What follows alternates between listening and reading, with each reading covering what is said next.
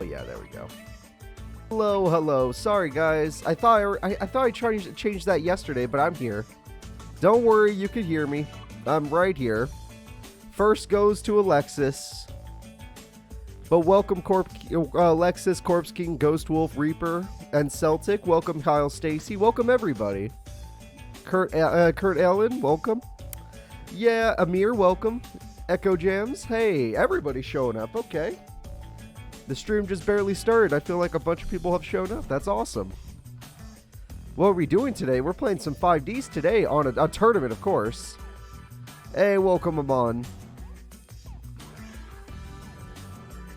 So, yes, today's tournament is going to be a 5D's tournament taking place in Tag Force 6. That way we can enjoy some animations. I don't know if we're actually going to get to see some good animations, but we'll see. Johan Gecko, thank you so much for joining. I really appreciate that. I hope you have fun watching today's stream. They do not have Season 1 deck, no. Today they'll be using good decks. We've had fun with Season 1. If I'm going to do any of that Season 1 stuff, I'll keep it on my YouTube streams. For this, we're going to have some... Oh, we're going to just keep it with their updated decks.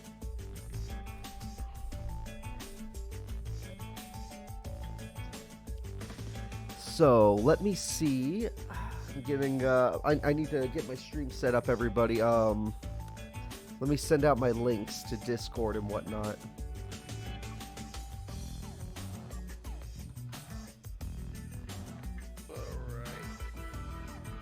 Alright. Oh my god, Johan Gecko, you've been here since Pokemon Crystal. That was such a long time ago. And honestly, that was one of my favorite series to make because I had so many friends playing the Game Boy Color with me. That was a long time ago. My god. You know, setting up for the Pokemon Crystal series was actually pretty difficult. And the only reason it was difficult was because the Pokemon Crystal, getting the link cables to work between Game Boy Advance and Game Boy Color was was very hard to figure out. So what you had to do is I had to get 2 Game Boy Advance cables, and then I had to get the A marker, the A side to go into one. Then you would attach the B side into the middle part that like attaches 2 link cables, and then you'd put the A side into the other Game Boy. And for some reason that would make the Game Boys work. It was so weird. But it made the series work, so that was a good time. Hey, welcome, Greets. It's Tag Force 1. That was a long time ago, too. Yeah. That's where most people know me from, is Tag Force 1. Let's see.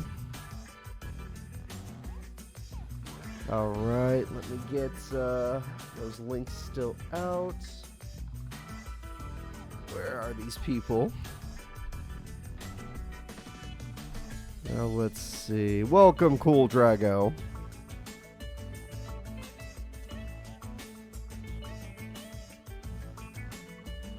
You've been watching since the 2000 tournament, huh, Reaper? That is really interesting. Yeah, the 2000 tournament, that wasn't too long ago, but it was an interesting tournament. Just, that one was a lot of fun. Watching Crow and Yugi get all the way up to the end, that was pretty cool. Alright, so here we go. Gonna give you guys a link onto the Discord, just in case the Discord people don't remember that I'm streaming today. There we go. Randomly popped up that one day, and now you're here to watch some tournaments. Welcome, Lord of Dragons. Alright, let's see. I've sent out my links. Sorry, I'm still doing all my work stuff. You know how it is.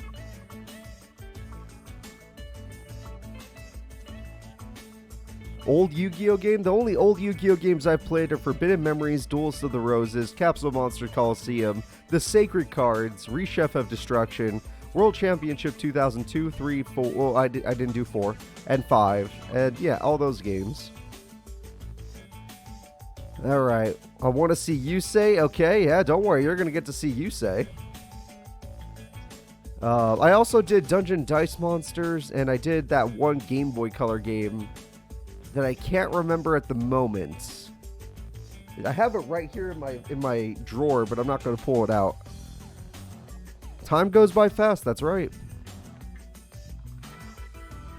What if you and a few of your friends was in the 5D's Turbo Duel tournament? Me and a few of my friends actually already Turbo Dueled on my YouTube channel. We had a Turbo Duel together. No, we're not going to do it a tournament or nothing, but we did do a Turbo Duel together. It was a lot of fun. Yeah, you would think you would think that would only be a few, Mom, but it's just a little. You've been watching since the first representative tournament way back in God, that must have been almost the first world tournament was almost a year ago, so the first representative tournament was about a year ago. Welcome, Sundown Kid. Happy to have you. Alright, without further ado, I think I'm going to go ahead and show you guys the bracket for the day. The characters that will be appearing. The first fight will be Rally versus Aporia. After that, we have Primo. We have Rex. We have Dragon. We have Dark Signer Kalin. We have Sherry. Dark Signer Gregor. We have Jean. Dark Signer Carly. We have Mina. We have Brave. We have Trudge. We have Antinomy. Divac. Carly. Luna. Dark Signer Misty. Yusei. Bruno. Kalin. Misty. Akiza. Gregor. Brio. Leo. Crow. Zone. Lester. Jacob. Andre. Jack. And Harold. So, these are all the characters in this game that do not use a super crazy stall deck. The only one I let stay was, I think, Rally's deck kind of has some stall behind it, but it's not like a stall spell card or anything.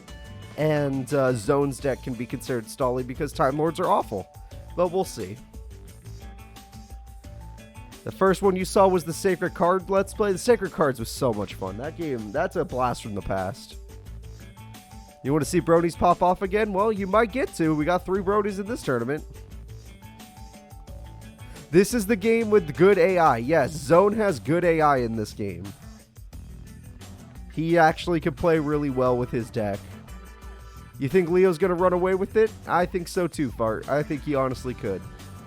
His Morphotronics, he ran away with it in a previous tournament in this game, so it's possible. Time Lords will win? Yeah, Time Lords were the first ever to win the Tag Force 6 tournament. What deck is regular Carly using in the game? Well, I actually helped everybody out with that. Next to their names, I put little commas on what deck they'll be using today. So, regular Carly will be using, if I can find regular Carly, Soldier. Apparently it has Soldier in the title of the name. How long has it been? Since my last tournament, 2 days. Granted, it was on YouTube, but it's been a week since my last Twitch stream.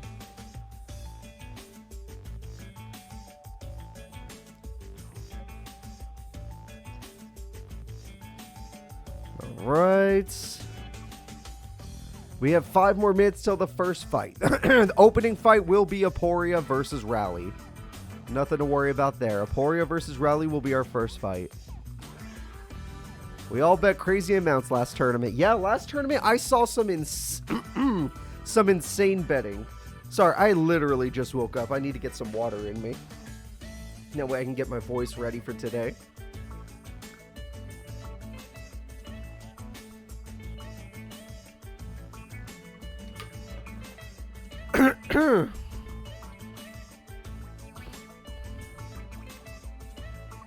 All right. Any good idea who will win it all? When it comes to all of these characters, I would say the characters with the highest chance of winning the entire tournament are Zone, Leo, and Crow. Those 3 characters have the highest chance of winning the whole tournament. But anyone can technically win. I've seen some crazy things in my time. But Zone, Leo, and Crow, in that order, can win this tournament. Oh, did I miss a follow? Okay, let's see. We got Cygnus Jenkins. Thank you so much for following. I appreciate that. There we go. Now, I'm going to go ahead and set the first duel because we're going to be starting our tournament in 5 minutes. Right now, we're still in pre-stream. And Freak Show, thank you so much for following. I appreciate that. I hope you enjoy today's tournament. What's your favorite Mega Man game? My favorite... Okay, that's actually an interesting question. My favorite Mega Man game is a competition. Funny enough, I really enjoy Mega Man 8 on the PlayStation 1. And I'm a big fan of Mega Man Legends 2. Mega Man Legends 1 as well, but Mega Man Legends 2. So it's a tough call, but those would be my favorites. Mega Man Legends 2 and Mega Man 8. Mega Man 8 for the more classic Mega Man Legends 2 because it felt so different, and I actually enjoyed the 3D environment. I enjoyed this story a lot, and I enjoyed walking around the town. Alright, let's see. I know, I was actually super disappointed about Legends 3. That broke my heart. Will you be playing Battle Network Legacy Collection? Yeah, I might. I actually might. When that comes out, I might do it. Alright. Now, where's the little one?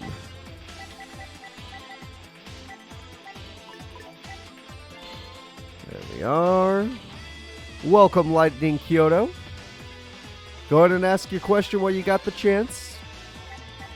Let's see here. That's all set up.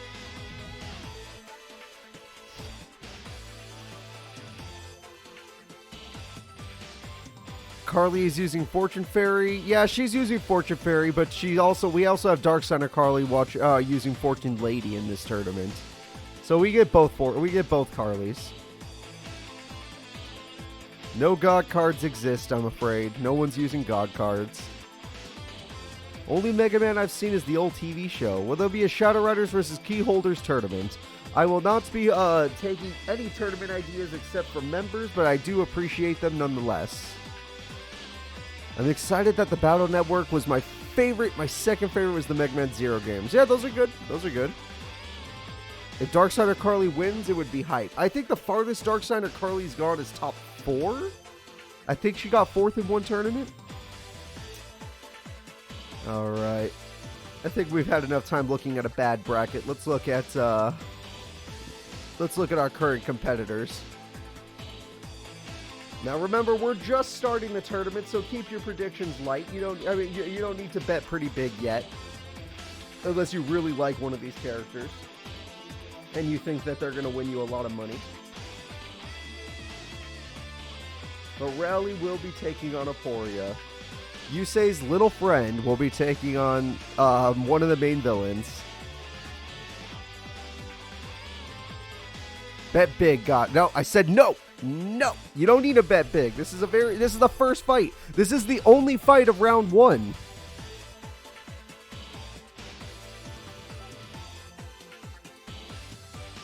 Alright. I'm betting all my money. No, stop it. Alright. We're gonna start the bets very soon. Just give me a second.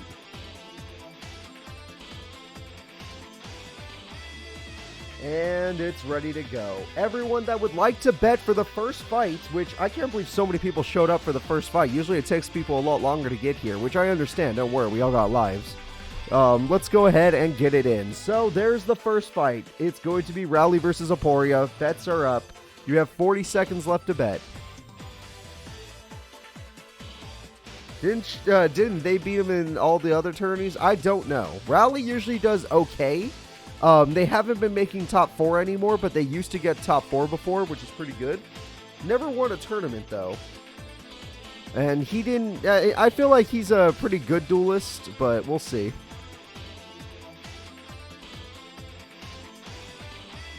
And it's time to start the tournament. Let's get it going, everybody. Aporia and Rally will open up. Rally's deck is a burn, stallish deck. Not too much stall, more burn. It's more like you hit yourself. And Aporia is the master of mech lords. He has every mech lord in his deck. I'll show you how we duel in the satellite. That's right, Rally. Take him down. Let's go!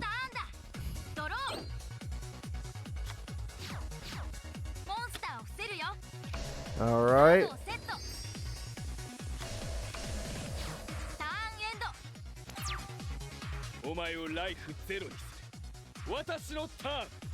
Okay, he's there, so I'm gonna check the predictions.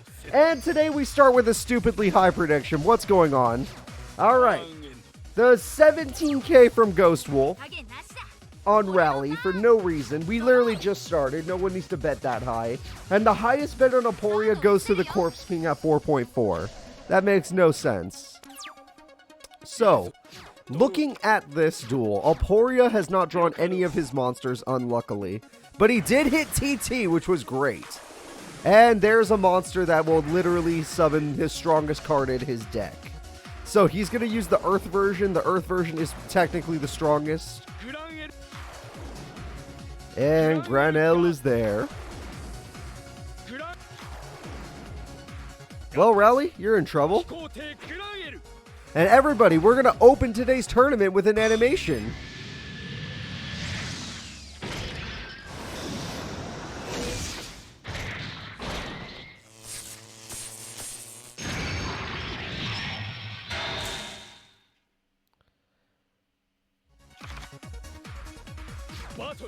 And that's a hell of a way to start the fight. Aporia, would you like to take away all of Ghost Wolf's money? Go right ahead. Here we go. And he shot your screens. Rally takes 4,000 damage.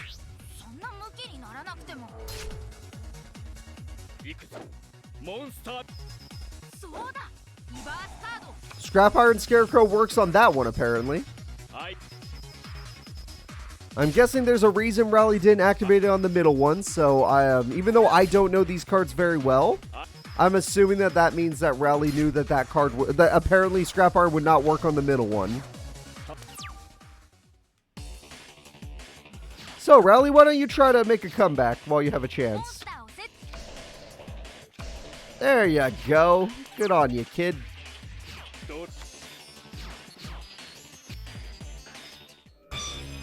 Alright, here we go again. And there goes Rally's one shot, and there goes Rally's life. The winner is Aporia in an extremely quick victory. How do you bet? The bets come up before the battles and you click on them. They should pop up on your screen. If they're not popping up on your screen, you might have to leave the stream and then come back immediately and it'll fix it. Alright, Aporia fans, you're winning lots of money because Ghost Wolf made a very ballsy bet in the beginning.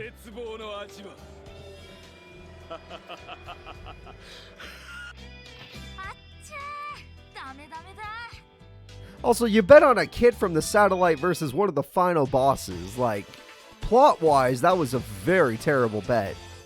History-wise in our tournaments, that was a very safe bet. And you've lost the safe bet.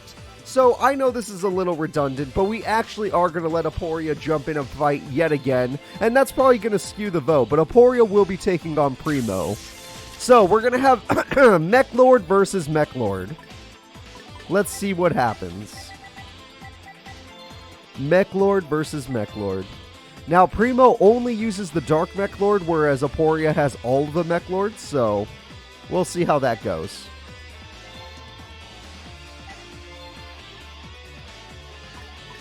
Let's see here. Where are they hiding Primo? Oh, they put him in Duelist number 2 section? That's sad. He's not worth a Duelist number 1 section? Alright, let's see if I can find his deck. Alright, I'm all ready to go, guys. Let's go ahead and set up the predictions. I want you all to place your bets. I don't know which one you want more. Do you want Primo or Aporia? But either way, place your bets. Go ahead, everybody. The bets are now live. The bets are now live. Place your bets on the character you think will win. Primo or Aporia. I will check the bets within 40 seconds to see who got the highest bets.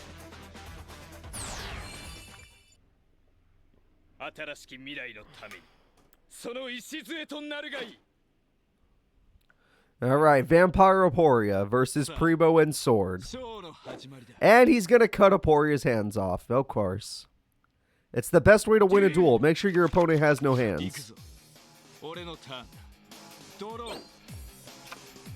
Primo's going to start the duel with a basic set, pass. Very classic start.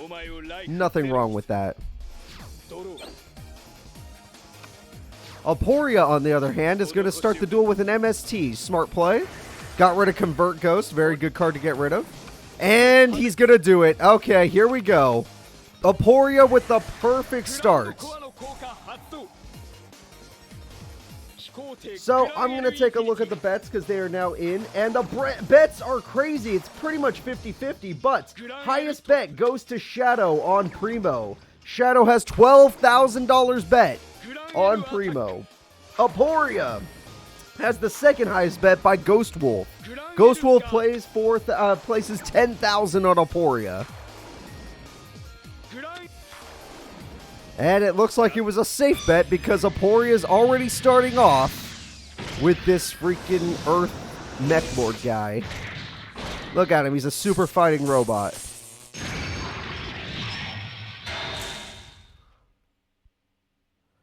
Hell of a hand this guy has. Aporia starts the duel with his super crazy cannon. He's going to shoot your screen. Sorry about that. There we go. Hey, Mystic Tomato. I don't think that'll save you, but it's nice to have.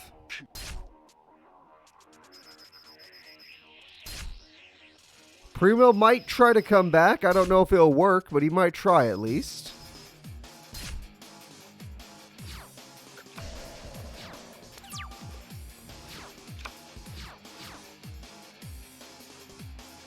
I'm kind of scared because Aporia does have a trap card. And Primo plays no traps. Oh boy. Here we go again.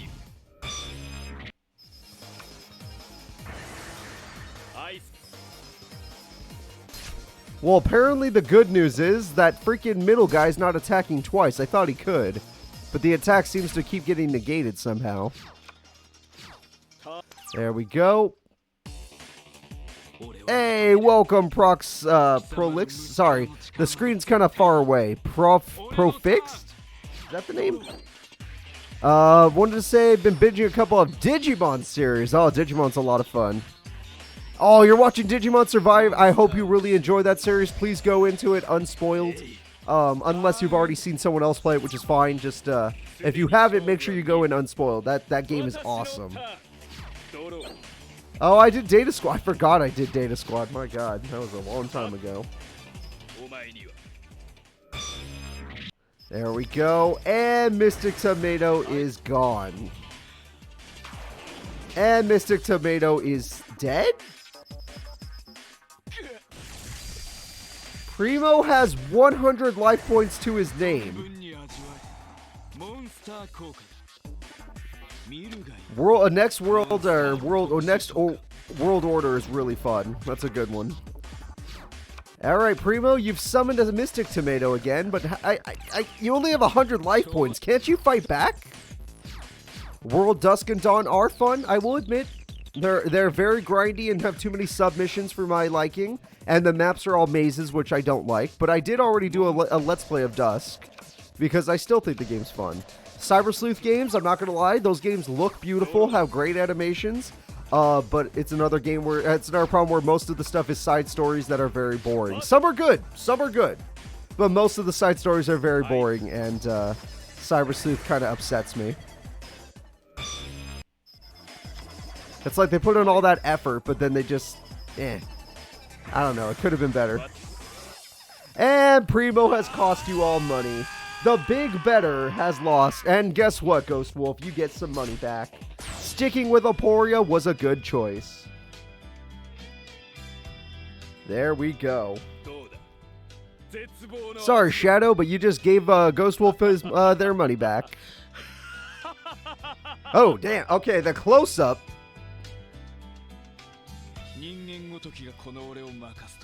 I don't think that was a human.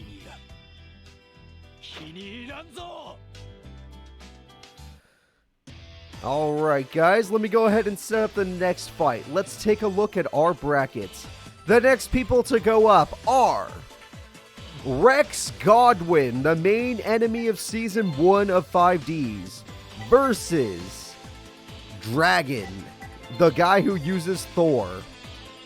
Dragon uses Thor of all of the, I guess those are the god cards of this series. I forgot. Those can be considered the god cards of this series. Dragon will be using Thor. Of Team Ragnarok. Yeah, we can't, so for those of you that don't remember, sorry, Destiny draws are not allowed on Tag Force 6 due to a glitch where the game will crash if they Destiny draw, because a part of the Destiny draw song crashes the game. So I'm sorry for those of you that haven't been here for a bit, but we always have to turn them off during the main Let's Play and during the duels of Tag Force 6, because the game will crash if it gets to a certain part of the song.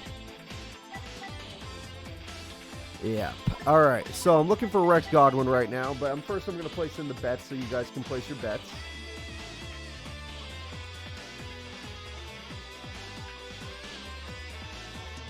Rex will be taking on good old-fashioned Dragon.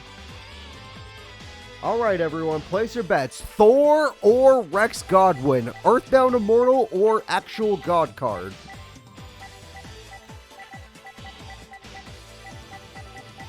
I actually can't find Rex. Where the hell is this guy? He's on page 1, right? So we're... Oh, wow. Okay, he's the very bottom. Alright. Hey, welcome, Fedin. Happy to have you here. And let's go ahead and start this duel. Sorry for the wait, everybody. Takes me a little longer when there's predictions. So Rex Godwin's strength. He has that Sun and Moon Dragon Synchro monsters. Those cards are pretty good.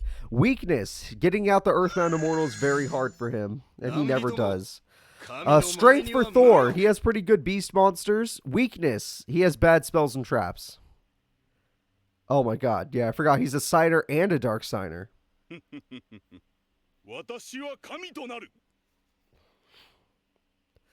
Alright, show us what you got, Mr. Fake God. Also, Rex is one of those people that have godlike powers like Jinzo, so he doesn't have to use a deck. He draws from space. And he starts the duel by paying 1,000 life points to summon Dark Tutor Goddess Whitaker with 0 defense and 0 attack. And Giant Rat is a solid start. Puny God. Alright, and Rex Godwin maybe will start a little better than last time, because that was a crappy start. MST is going to pop his only back row. Passion of Balmasse is gone. And Fire Ant Escator is dead as well. Giant Rat is keeping him in the game, but Dragon is not drawing any more monsters. So, now that the predictions are up, I'm going to take a look. The predictions are huge again for like no reason.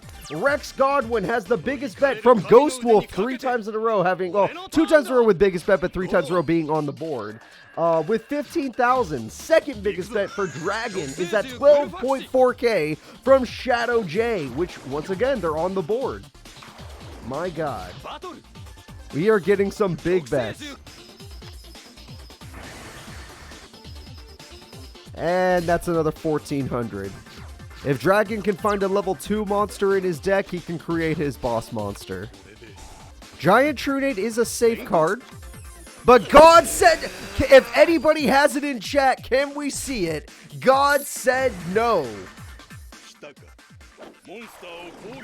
And there we go. Thank you, Reaper.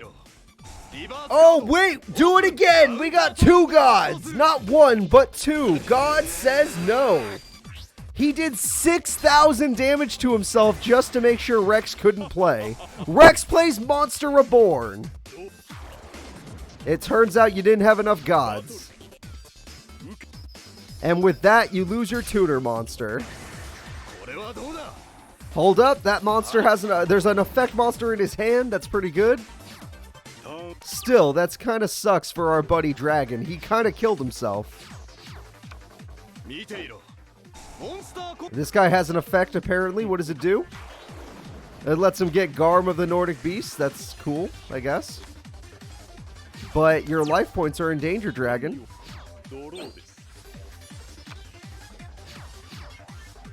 Alright, Rex, you got... Oh, shit! Rex got his tutor monster! It's over! Rex is going to summon the Sun Dragon!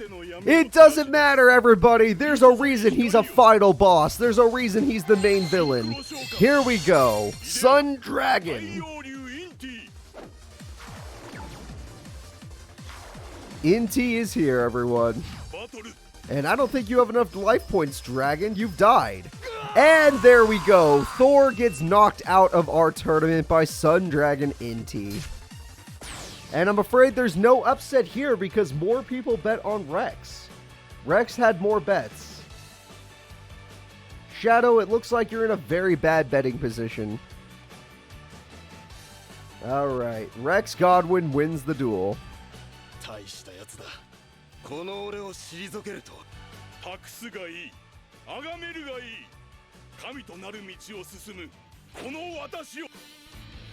And there we go, everybody. Now let's go ahead and move on to our next fighters. Our next fighters in the tournament will be, after I move Rex forward, Dark Signer Kalin versus Sherry LeBlanc. Give me 1 second to set it up.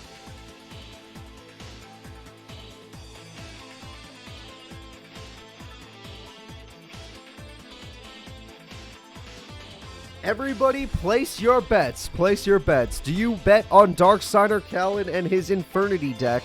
Or do you bet on Sherry LeBlanc and her Just Despair deck?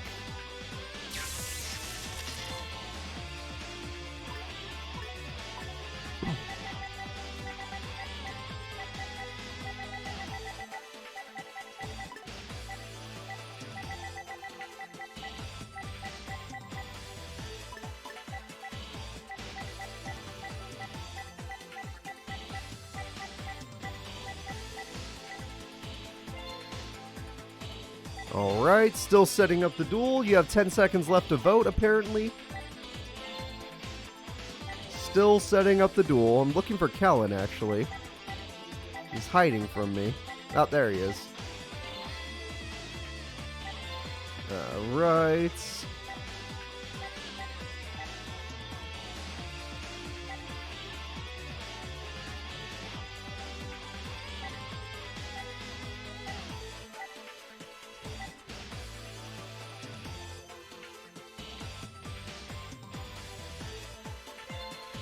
And it looks like we're ready to go. So let's get this fight going, guys. It's Kalin versus Sherry. And right now, I'm going to look at the predictions and the big... Okay, we have a huge prediction on Sherry. Biggest one of the day. And it's by Ghost Wolf, of course, with 20k. 20k, everybody, on Sherry. And then, looking at Dark Signer Kalin, we have a decent bet from Cool Drago. Cool Drago, you've made it on the board with your 6k bet. Your 6k bet has made it. But that 20k bet is pretty ballsy. However, if Dark Signer Kalin wins this, then you're going to win a lot of money back.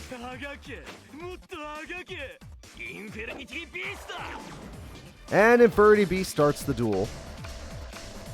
He doesn't have a hand. Good for Kalin. Okay. Not the best, not the worst start for Kalin. MST gets rid of the field spell because no way in hell do you want to deal with that field spell. Honestly, that was a really good start from Kalin to be able to stop the field spell. That thing is super annoying. And Kalin top decks a monster, Infernity Dwarf. Probably the worst one. Sangan is a great start from Sherry, but Infernity Beast does piercing. And she gets herself a Violet Witch. Limit Reverse brings back the Sangan. Oh no.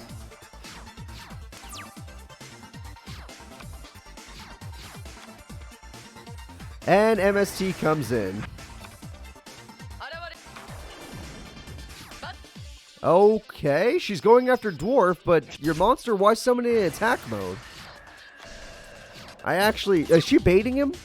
Do you guys think she has a trap card? Ooh, he kept a card in his hand. Yep, she has Mirror Force. And with Mirror Force, he's in trouble. However, Call of the Haunted will be used on the battle phase so that he could get rid of her witch. However, that lets her search for a trap card like Necroflow, which doesn't really work too well without her field spell, but whatever. It was a bait, but sadly, Kalin here has a brick in his hand. Oh, no, he doesn't. Mausoleum is here. He's going to pay some life points, probably to summon the Infernity guy. I can't remember its name. Feel the limitless power of darkness. Yep, there it is. Infernity Destroyer.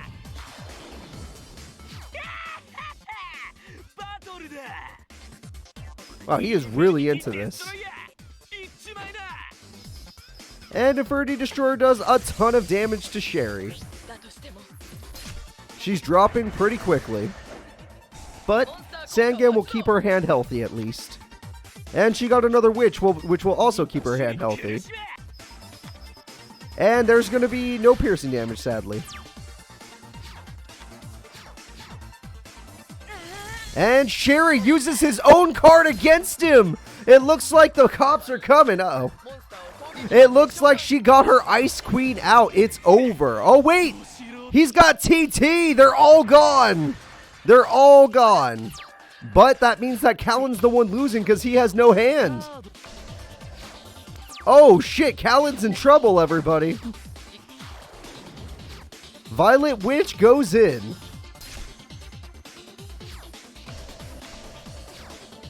She has a full back row, basically, and a monster card. And I don't even know why he has a brick. Where is it coming from?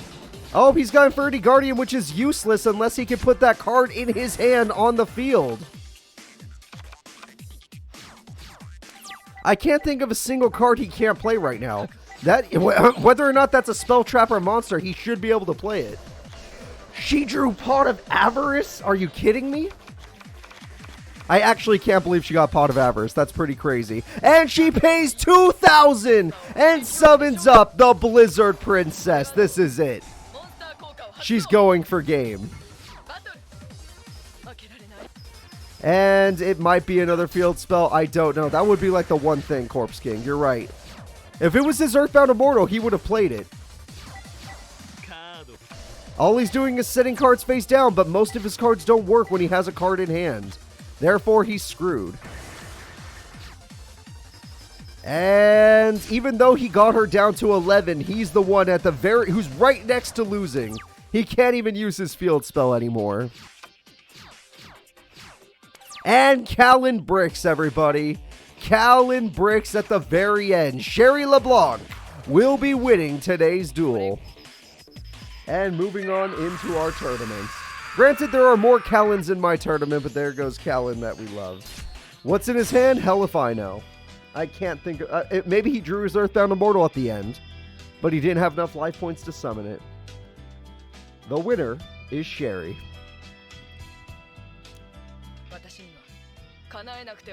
Welcome, Spectral Manager. Alright, I'm going to start helping out because I see that people in chat seem to suck at betting, which is okay. Sucking at betting is part of life. Plus, this should teach you not to actually bet in real life with real money. In fact, none of you ever should. As you all know, Cooper is very against gambling and microtransactions, which is why I ironically allow fake gambling on my channel. Because this is not even close to real. No one has any real money or points or anything that matters at stake. Alright, so let me go ahead and move this forward.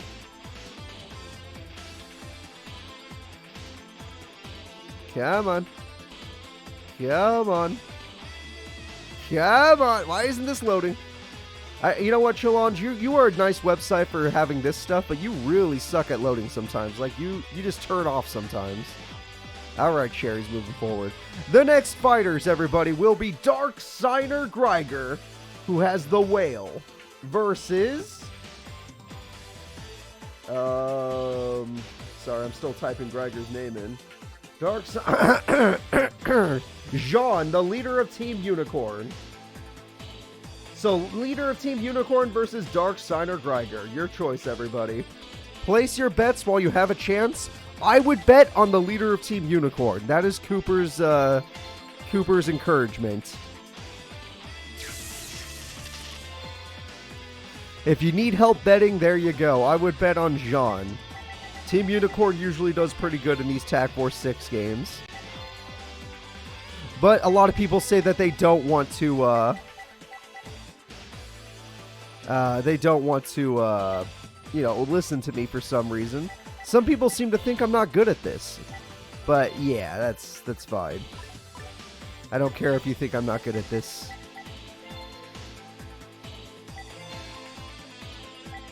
Alright. And we are ready to start the duel, everybody. So, place your bets. You have 10 seconds left, which by the time you hear my voice means it's already over. Here we go. I did play Master Duel once, but I'm not playing anymore. That game got boring after like a week. Or 2 weeks, sorry. 2 weeks. And there we are. We have Jean, leader of Team Unicorn, versus Dark Signer Gregor. This guy's awesome. Alright, I'm going to go ahead and take a look at the bets. The bets are in. Dark Signer Gregor has the second highest bet at 10k, Ghost Wolf. But the number one bet of the day goes to Jean. Biggest bet goes to Cool Drago at 50k.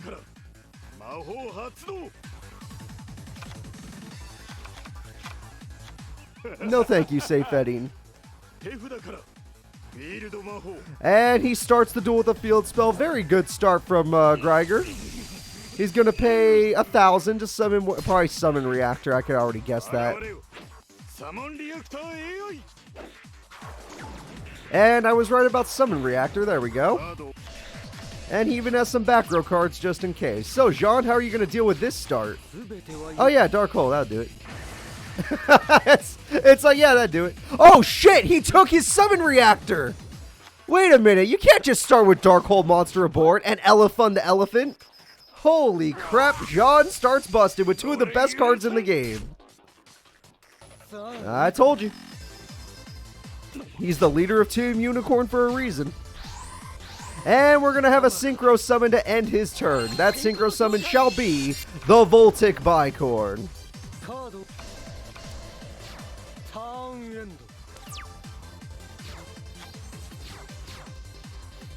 Gregor is willing to pay another 1,000 mostly. 2,000! Wait, he's paying a lot! Who is he summoning? He's setting a monster. It's a tuner monster! A dark tuner. He paid 2,000 to set a dark tuner monster. And we have Nimble Mamunga. That dark tuner has no defense. However, Fake Explosion says what? What does that do? Apparently the monster does not die and Summon Reactor gets summoned. But now your monster's gonna die, so what was the point? You don't have your Dark Tuner. The Grave of Enkindling, what? Oh, he got his Dark Tuner back. Okay, hold up. Level 9 Dark Tuner. Summon Reactor will burn Jean. That's the first damage Jean has felt. And Jean has a no hand now.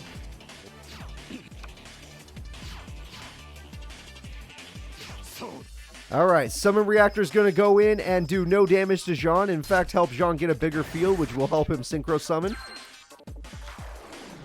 Yeah, I don't know about that play, Gregor. Oh, I guess you do get to do 800 burn. That's true. That is true. And he sets a monster because he doesn't have the proper levels to do a Dark Signer. I mean, a Dark Synchro Summon. And now we have a new monster, which Summon Reactor will burn, which I don't think he cares. And will Jean go all in? That is the real question. Oh, Jean's going all in? One more monster. Flip it. Yep, he has no trap cards. There's no reason not to flip it. And Elephant being in defense mode makes no sense, actually. You probably should have done something about that, too. Summon Reactor can stop the attack. All right. Oh, that's why. Because Summon Reactor can stop an attack. You don't want that. But he already got rid of your Dark Tuner monster, so you can't even summon your Synchro. And for some reason, he attacks with Rhinotaurus, but he has Horde of the Phantom Beast. The Summon Reactor is dead. And Rhinotaurus can attack twice. I did not know that. Wow, that's really good. Gregor, you're on your last turn, and we got a Synchro Summon. Everyone say hello to Scrap Dragon. Whoa, okay. Oh yeah, Attack Force 6 gives them weird cards too. It's like Leo has that freaking Catastor card. Alright, terraforming does not make a difference. You do not have the life points to summon your Earthbound Immortal. It looks like oh wait, he could summon his Dark Tuner. Cool. And give up the duel. And just like that, the winner is Jean. It turns out you should listen to Cooper. And we have a level 9 Synchro summon. Level 9 Synchro turns into Naturia Leo Drake.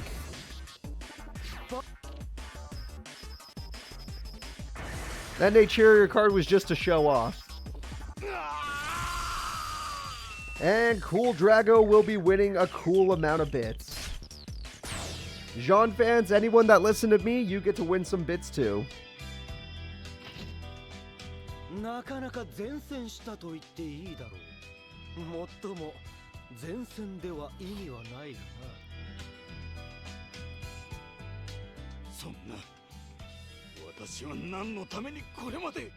And there we go.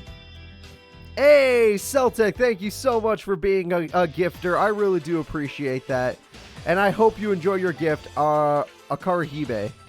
So let's go ahead and get over to our bracket. Let's see what's going on over here.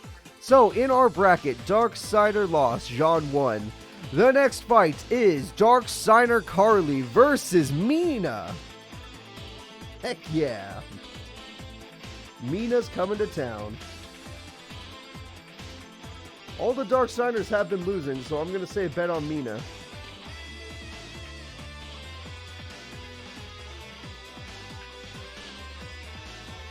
Alright, place your bets, people. Place your bets.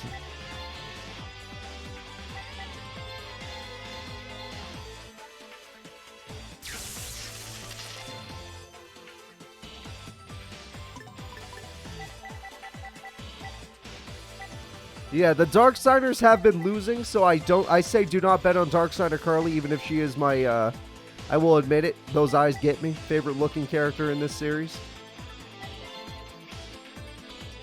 Alright, let me go look for Mina. She's probably around Trudge. Not by choice, but because she has to be.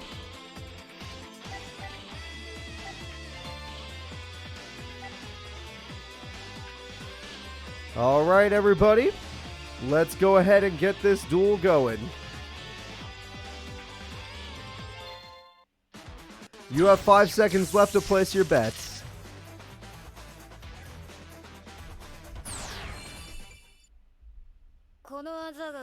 And I'm going to take a look at the bets. So, Darksider Carly only received 16% of the vote. 5K is the biggest bet on Darksider Carly, and it goes to Shadow. Shadow, I told you not to bet on her, and yet you still did. It's like you want to lose, no offense.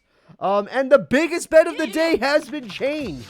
The biggest bet goes to Ghost Wolf at 70,000, which normally I would say is stupid, but this is a safe bet. 70,000 is a very safe bet on Mina. She's one of the greatest duelists in this freaking game. MST will pop MST, very funny. And we have ourselves a TT to start the duel.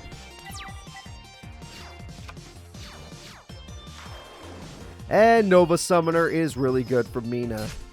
Mina's deck is almost always fairy monsters.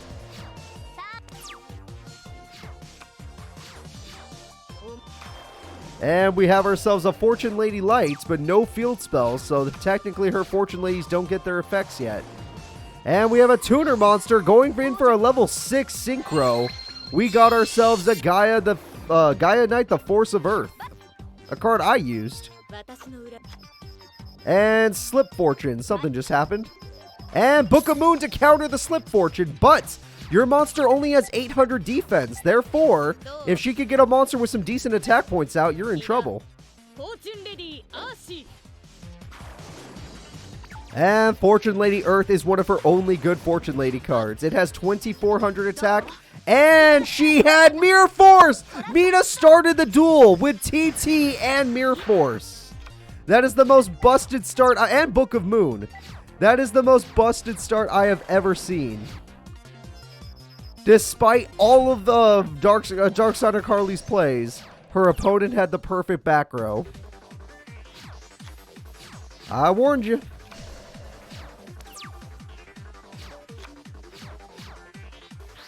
And we have a double tribute summon to summon Master Hyperion. And Master Hyperion pops her monster. United we stand buffs Master Hyperion to 3,500 attack. Mina has no hand, but Carly has no life. Giant Trune will not help you. You need to beat 2,700. It's a little too late for future visions. I think, yeah, it's over. The winner of the duel will be Mina in a very convincing victory. Oh, look, she drew 2 United We Stand. It's like she's Leo or something.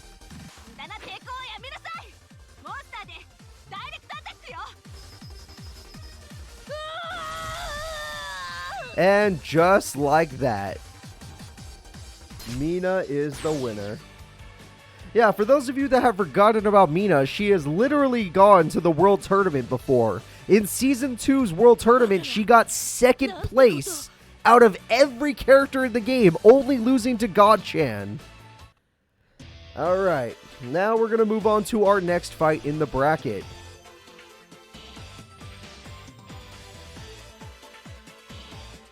There we go. I'm going to move Mina forward. The next fight is Brave versus Trudge. Brave is going to be using the Loki deck. He uses the freaking... He's part of Team Ragnarok and he uses Loki. He's like the only one that ever makes it far, too. And it's Trudge, everybody. You all know Trudge. I don't think he needs an explanation.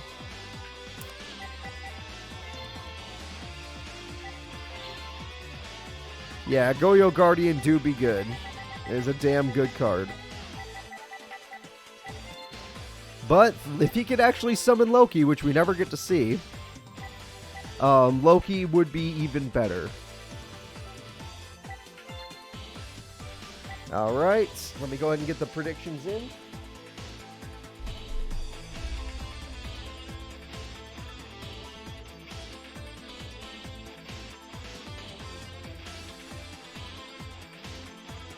Alright, everybody, go ahead and place your bets. Do you bet? That sounds so weird. Do you bet on Brave and his Loki deck, or do you bet on Trudge and his Yugioh Guardian? Either way, I'm going to start the duel.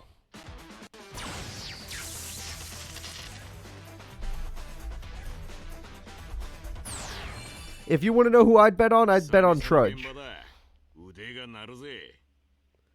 I would bet on Trudge.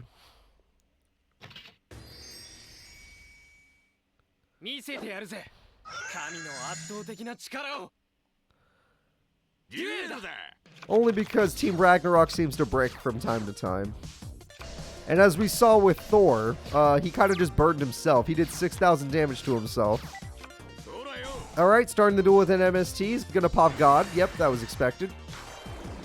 And Samurai Sword guy, he flips a Apprentice Magician face up so he could do damage. Sorry about that, Mr. Loki, but you have to burn.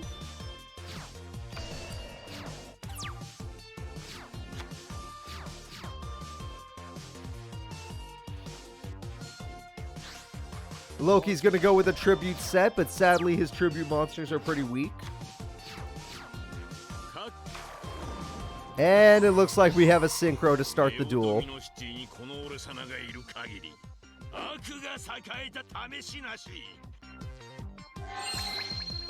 And he chooses Bryonic because in this game they have multiple choices. Trust me, I don't make any of the decks, they have their own decks. It's only Tag Force 7 where I can make the decks. And there we go, it's Snipe Hunter. And there we go, MST is going to be used immediately. So Trudge has no hand, but his opponent has nothing left.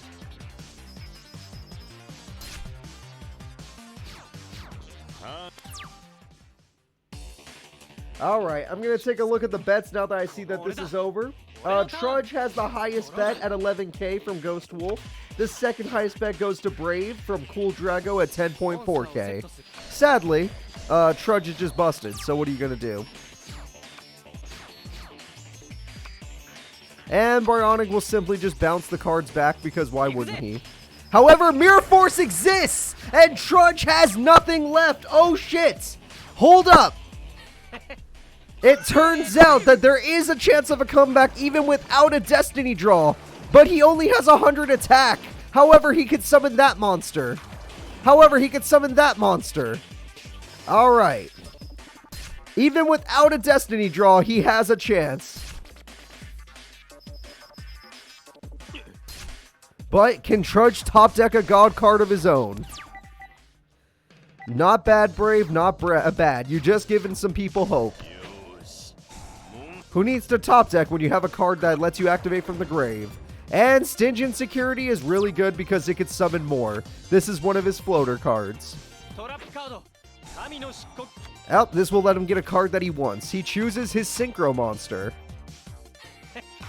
He will not summon his Synchro Monster, but he chose it.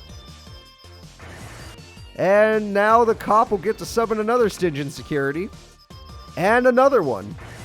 So, because of that top deck from Trudge, there is a chance he will Synchro Summon again and come right back into this duel. If Trudge draws a level 4 monster, he wins. And he did not! Trudge might still lose! Terraforming is here. The Nordic Lights. That card can backfire super hard. And he chooses not to do it, summon his Loki. He will not do it, everybody. As much as you want to see it, he's not going to do it. Oh, wait, there we go. Nope, he set the monster. He could summon Loki. If he wanted to, he could summon Loki. He really could.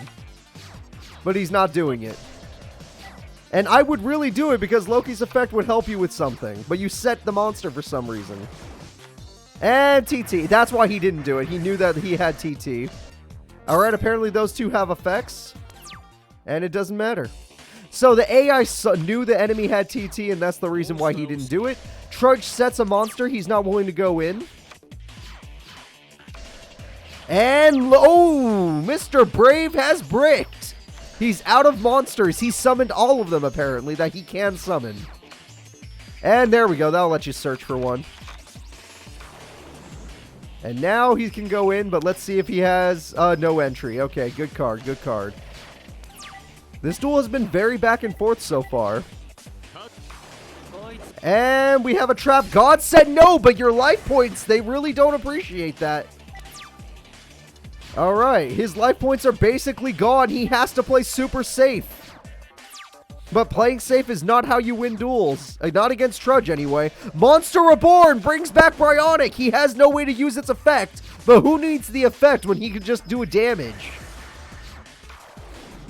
And Tore Apart is here. Everyone, it's time for his boss monster, the Colossal Fighter. At 3,300 attack, Loki is screwed. Or Brave is screwed.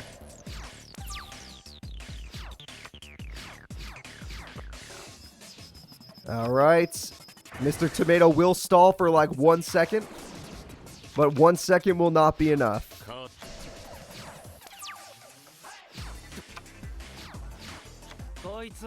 The field spell will matter.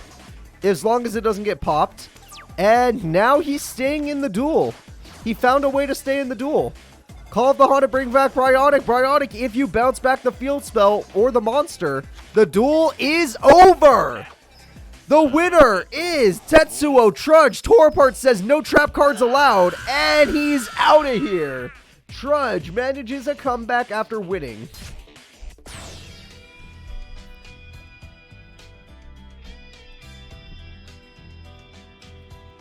The winner is Trudge.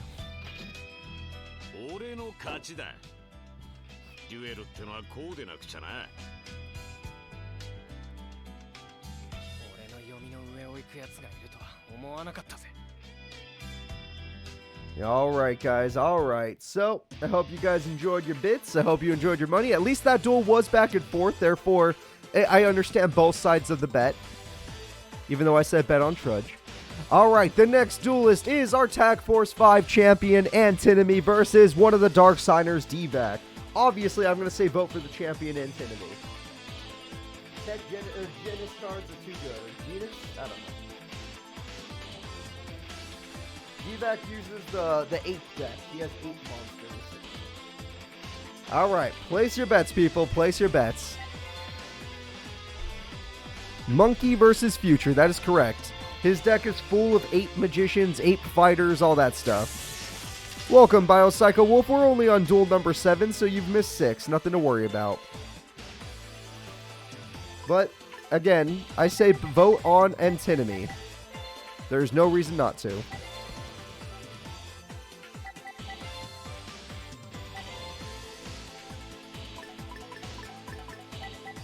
In fact, I don't even remember D-Vac ever winning a duel, which is sad. Maybe because he comes from 5D's, and 5D's have too many combo cards. They're too powerful. Either way, let's start the duel, everybody. It's time for D-Vac versus Antinomy.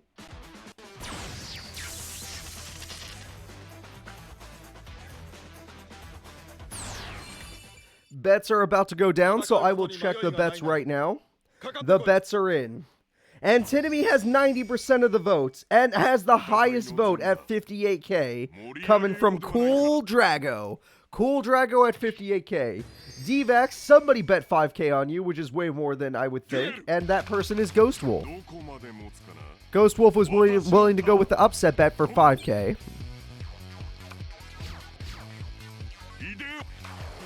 Alright, we have 8 Fighter, a really good beater monster, to start the fight. And TGX 300 will make it so that his monsters are actually strong, but Striker is not strong. However, Warwolf and Striker can make something strong. Oh, wait, hold up. Double Warwolf. And TT. D-Vac was very smart to be patient, and Monster Reborn will bring back the 8 Fighter, but it's now got a new master. 1900 attack.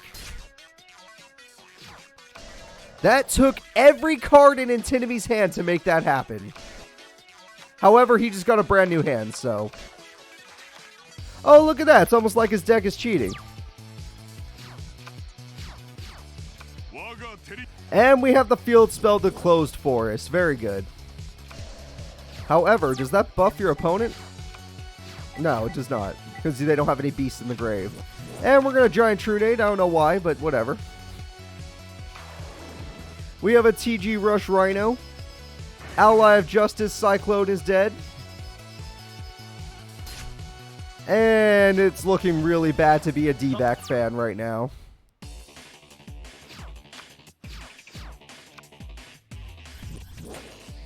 Alright, and we got ourselves a Beast Striker, which can get him the Moja.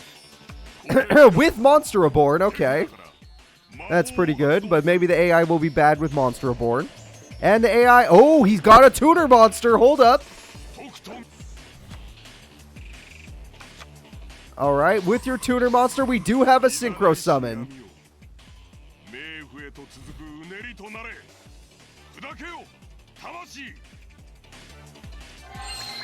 And there it is.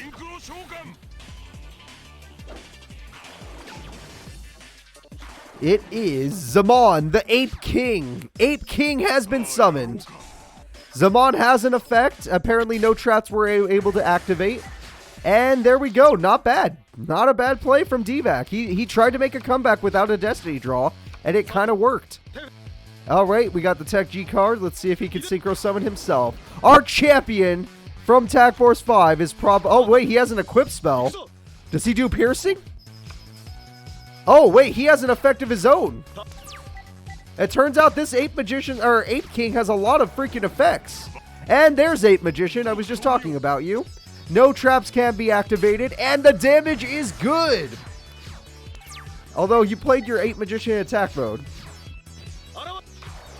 And we have another Rush Rhino. Rush Rhino's going in after the Ape guy, but his Ape guy stops him. And there we go. Yeah, Ape King is pretty good. I don't think we ever got to see this card work this way. And Ape King goes after the Rush Rhino and succeeds. And TG Warwolf is here. You're in a little bit of trouble, aren't you, Antinomy? MST gets rid of the Closed Forest, putting the Magician or the Ape King back to 2,500. But 25 should still be enough. Alright, Rush Rhino. Oh, wait, he has effects! Alright. And he canceled the first attack. Why? Why did your AI do that? I know Rush Rhino would have won the fight either way. Yep. There we go, because he gains 400 attack when he battles. And there we go. Plague Spreader Zombie is there to die. I'm sorry, all of you Yu-Gi-Oh fans, but it turns out that 8 King is not strong enough. With all these TG buffing cards, it does not matter. There's a reason this guy's a champion. And there we go. Antinomy wins. He was close to making a comeback, I admit it, but it did not happen.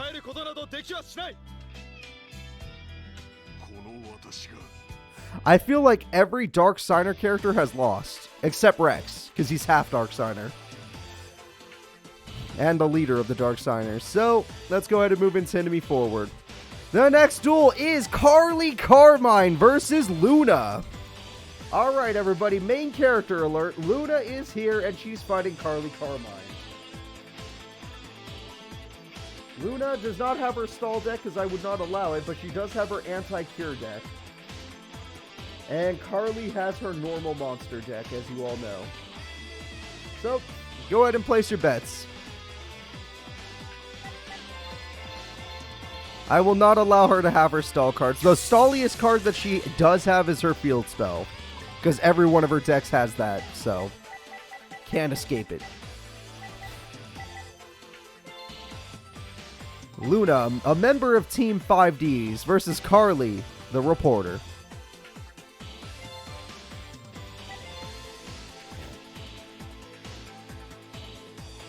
Alright. No, Akiza. I don't think Akiza has ever won a tournament. I'm pretty sure Akiza has never won a tournament. It could be wrong, but I'm pretty sure.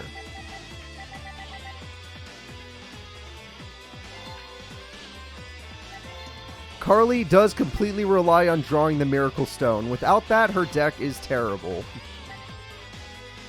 Alright, everybody, let's get it going. It's time for Carly versus Luna. Let me make sure the bets are in. The bets are in. The highest bet goes to Carly. Carly has the highest bet at 12K from Shadow Phoenix. Luna has the smallest bet, very small bet, from Peace at 2.1K.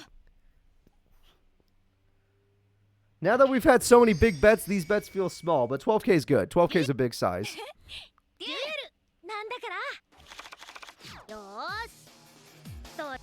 No, Crow has also won 3 tournaments, Echo Jams.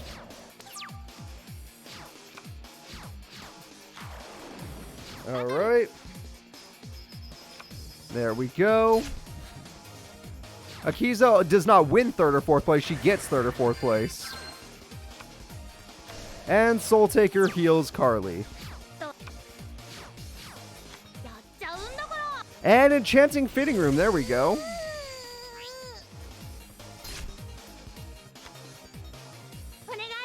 Okay, so she got her monsters, but without her stone, it does not matter.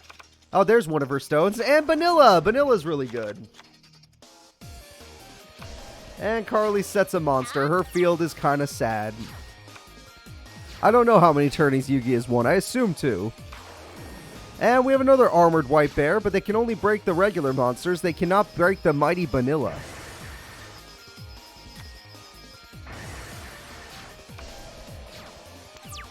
Alright, there we go. Carly is still waiting for her Miracle Stone. Without it, she's useless. Tri-Ride is nice, Carly, but you should have saved that for after you get your Miracle Stone. But whatever. You know, why does it matter what I say?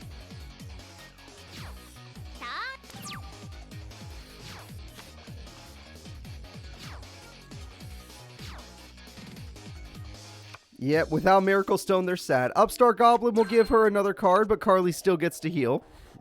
Without Bad Reaction to Samochi, this is only going to heal her. Luna draws herself a Sombel the Summoner. I have no clue what that does. I mean, it's called the Summoner, so I can kind of guess, but we'll see. And she summons the Fabled Cerberol. And with that, she could summon her level 4 monster. The Fabled, the hell is that? Kudabai. I don't know. It's one of those things. Luna has a full... Okay, no hands. Luna has no hands, everybody. But will she get rid of Carly's full field? She can only get rid of one vanilla for now.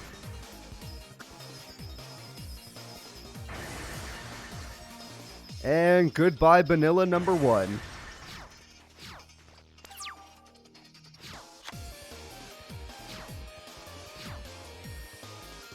Carly, did you draw your stone? Nope, enchanting fitting room. Nope, there's Mirror Force, and there's a card you can't summon, and there's a card you can't summon, and MST. Very unlucky from Carly. You can still set a monster, right? There you go. See, it's not too bad. It looks like Luna's the one in charge right now.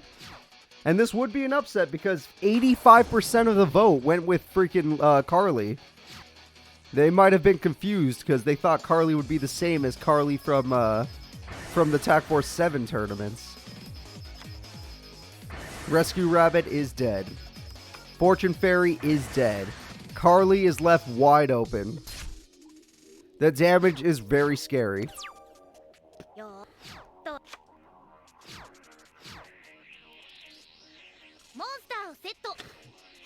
And set a card. No trap cards from Carly. This could be it. Luna is going all in. And Luna ends it with a White Magician Pikaru. Bastion would be proud. This duel is officially over, everybody. I have never seen such a sad freaking showing from Carly. She normally plays better than this. No, we don't have a game crash. The only time the game crashes is when Destiny draws are allowed, which they aren't. And with exact damage, the winner is the underdog Luna. Carly, get out of here.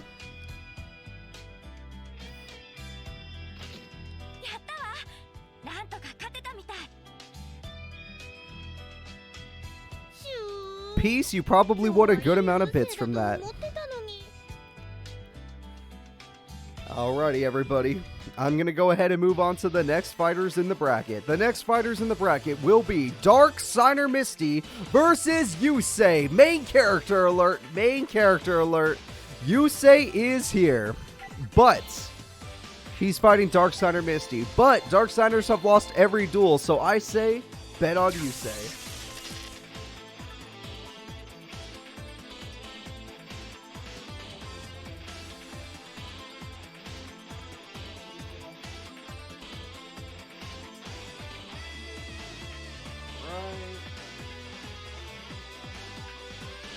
Go ahead and go, everybody. Do you bet on Dark Signer Misty or do you bet on good old-fashioned Yusei?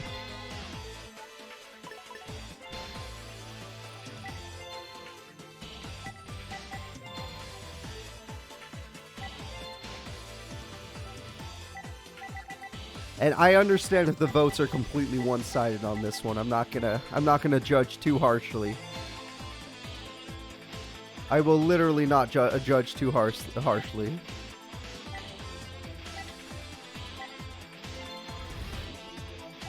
Alright, everybody, let's get it going. It's time for Yusei versus Misty. Let's do it. You still have 20 seconds left to bet if any of you want to, you know, place a bet. But like I said, I'm expecting this to be one-sided.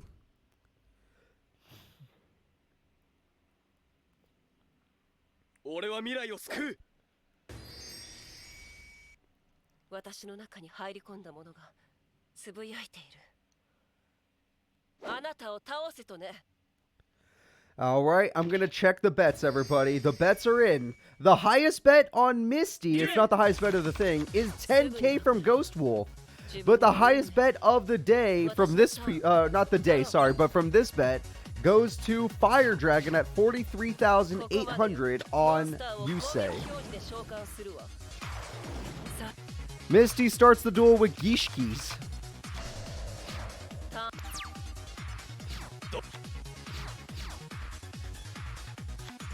And Yusei starts the duel with Quick Draw. 1 for 1, does that actually matter? A level 7 monster, maybe?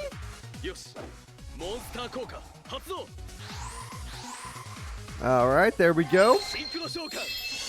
Nitro Warrior has joined. Tuningware lets him draw a card, and Nitro Warrior goes in. There goes her damage.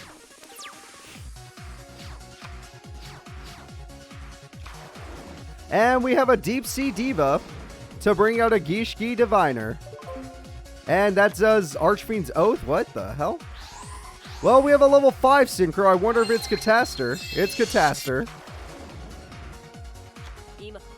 And a Salvage. Wrong deck. I didn't say what deck she would be using. Nowhere did I ever say what deck she would be using. This game gives them cards. Alright, Junk Synchron brings back Tuningware, but he doesn't have really dark monsters, does he? If he doesn't have dark monsters, he can't deal with Catastor. Junk Warrior is here, but Junk Warrior can't... Oh, it is a dark monster. What the hell? I was not expecting that to be a dark monster. And we have another Synchro Summon. What the hell is going on here? Welcome, Jordan Wengo Naruto. Or Wed Naruto. And Armory Arm is here. Okay, we got a lot of good cards now. And we're not done yet. Tuningware lets him draw a card. And now Junk Warrior has 4,200 attack. Catastor, it's time to take on the Junk Warrior. And Catastor falls, and so does Misty's life points. And I mean, they're falling a lot. The cops are even coming after me. Don't get me. Alright, they didn't find me. And Misty drops to 1,800. And with the effects in his grave, he gets Tuningware back. Yusei's true ace, yes. His 4,400 attack point monster. Giant Trudge gets rid of his best card. Equip monster, anyway. And Yusei, without your equip monster, you can't do any burn, which means you can't beat Misty.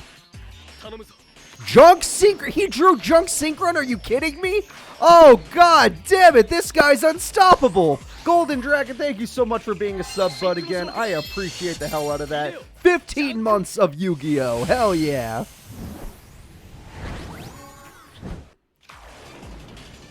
And the double Junk Warrior is here. Doppel Warrior with Doppel tokens equals beaters equals damage. And there we go. The winner is Yusei Fudo. Nothing has changed. Yusei Fudo with his Junk Warriors is too strong.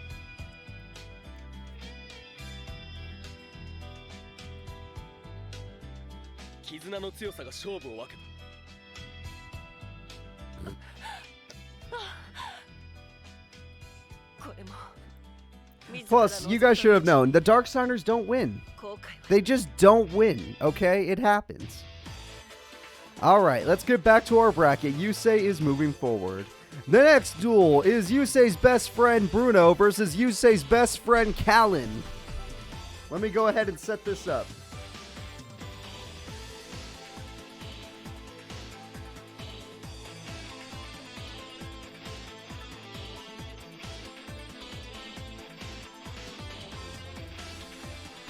Alright, Bruno and Kalin are here, everybody. Place your bets.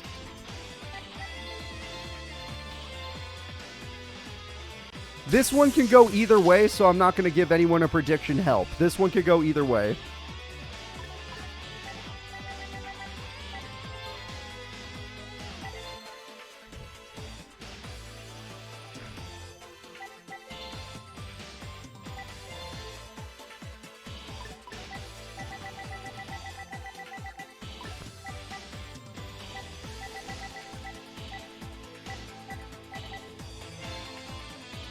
Right.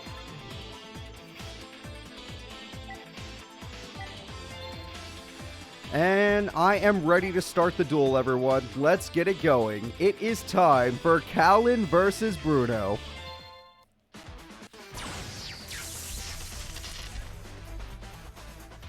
And since this is Kalin not in his Dark Signer form, I give him better odds.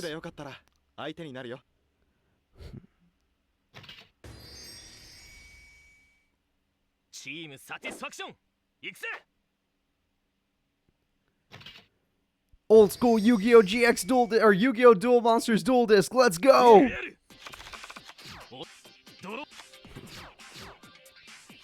And yes, it's Archfiend Kalin for those of you that are catching on. This is what Kalin used way back when he was an Enforcer, so there you go. And Machina Sniper's going in. Why? Limiter removal. Why? You lost your monster for that. And Bruno leaves himself wide open for Vorse Raider. Vorse Raider cuts him down real easy. Oh, how dare you, Far? You have no idea. Archfiends are really good. Did you not watch last week's tournament with Titan? Did you not watch the Genesis tournament? And Call of the Haunted goes away. Vilepar and Archfiend is here. Oilman is dead, and Vilepar and Archfiend is going in. Come on, Bruno. Oh, Solidarity. That's going to make his monsters busted. Machina Soldier with Machina Defender. Oh, Jesus. Never mind. Bruno's busted now because Solidarity is a busted card. Unless Kalin draws a really good trap card, he's in trouble. Yep, he's in trouble. And he's got Card Trooper, which is really good. And there goes Rose Warrior of Revenge. Hey, that's a card I used in one of my Tag Force Let's Plays. And Kalin is going to lose this duel horribly. Sorry, one Solidarity is all it takes. Just ask Bakura in the newer tournaments. And he's got Summoner Monk, as if that's going to make a difference. Summoner Monk will summon Rose Warrior of Revenge, which will Synchro Summon. Hold up, everybody. Kalin's not going out without a fight, because don't forget, Archfiend Synchros exist, like Thought Ruler Archfiend. Now you mean nothing. Easy destruction. Kalin heals by 1,600. His life points are going back up, everybody. Even without a Destiny draw, Kalin's ready to come back. Card Troopers throwing away more cards, and they crash. And with a perfect victory, the winner is Bruno.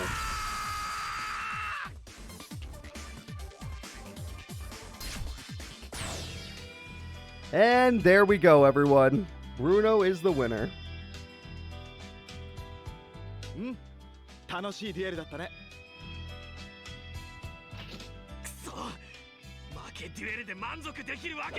I was so happy for a second. Oh, that's really sad. Alright, guys, let's go ahead and get back to our bracket really quick. Let me check it out. The next fighters are Misty versus Akiza. We got some main characters. Misty is a winner of a tournament. She won the last representative tournament. And Akiza is usually a top 4 competitor. So, let's see what happens. Now, let me set this up.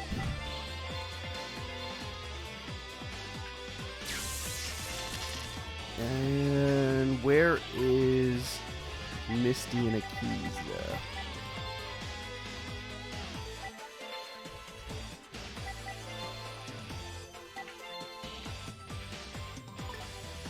Alright, Misty. You may be a champion, but can you take on Akiza? Honestly, they're both really good, so it could go either way. It could easily go either way. So, let's go ahead and start this duel. The bets are still coming in. I'm expecting some big bets on this one, because Akiza's deck is really good, but Misty is actually a champion. So, champion versus top 4 competitor. This should be good. Plus, Black Rose Dragon is still busted no matter what. Like, being able to wipe the field is insane. Alright, I'm going to take a look at the predictions. Predictions are in. Misty has the smaller prediction at 6.5k. The champion has less. Actually, the champion is the underdog for some reason. Peace has voted 6.5k on Misty. The biggest bet goes to Akiza from Rose QB at 22k. Rose QB was willing to put 22k down on Akiza. However, Misty starts with a legendary Ocean, which is really good. And Giga Gaga Gigo is already on the field. However, Akiza probably is baiting her. Misty has fallen for the bait. Wall of Thorns will do its job, but Misty did not summon a monster. She was smart. Monster Reborn is still smart. Akiza, this is your only chance to draw a tuner monster. You're gonna need it. No tuner monster. Uh-oh. And Gigabyte is dead.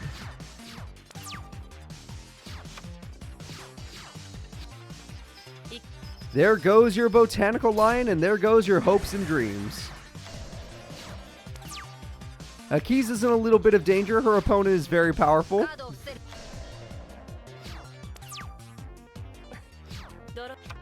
Now let's see what we got.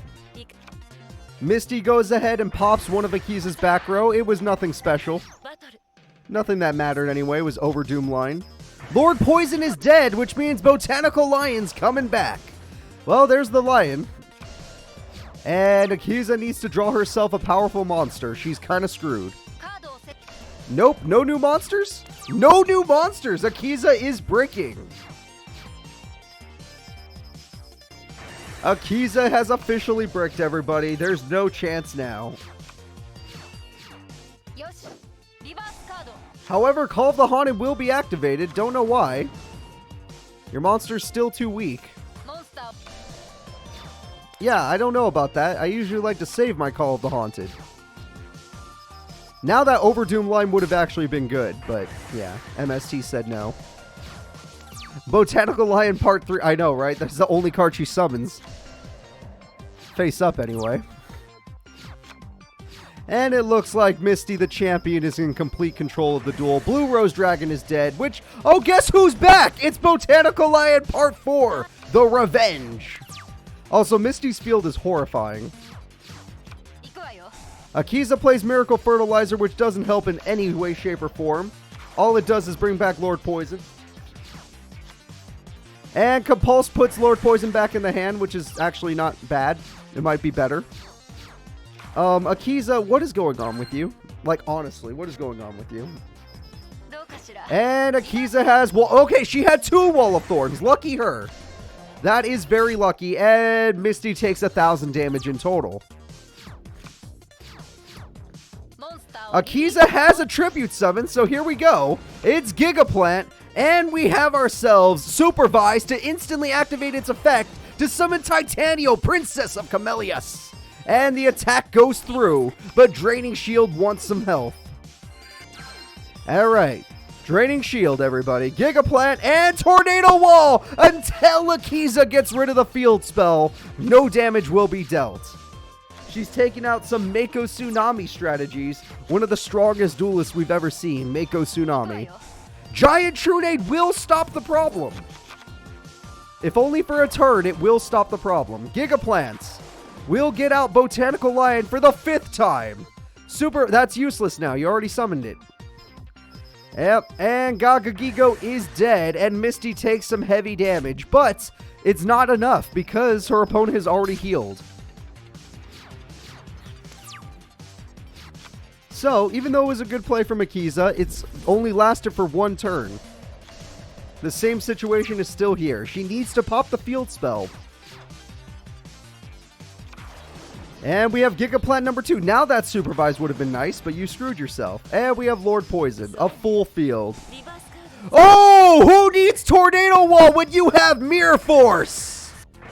And Akiza loses everything except Gigaplant. Thank God for Supervised, but Tornado Wall. That was probably the best use of Mirror Force we've seen all day. And Misty plays a little basically, but that makes sense. Gigaplant summons itself to bring back to bring back Titanial, which makes sense. And for now, all they can do is hurt Misty until she can get MST. Until she gets MST, she has to play passively. Alright, Botanical Lion is back for part 6. Starting to feel like the freaking... Oh look, it's supervised. It's starting to feel like those Friday the 13th movies. There's just so goddamn many of them. Granadora will do damage to Misty. Misty did burn herself, but she can't win still. Until Akiza pops the field spell or the trap card, she can't win, but you should always pop the field spell. That was a waste of Gale Lizard. You could have had a flip effect and stopped that Gigaplant from being a dick. For at least a turn. Oh look, it's Botanical Lion Part 7. They're going to New York. And offering to the Snake Deity. This is why it was face up. And Titanial uses its effect to save the monsters.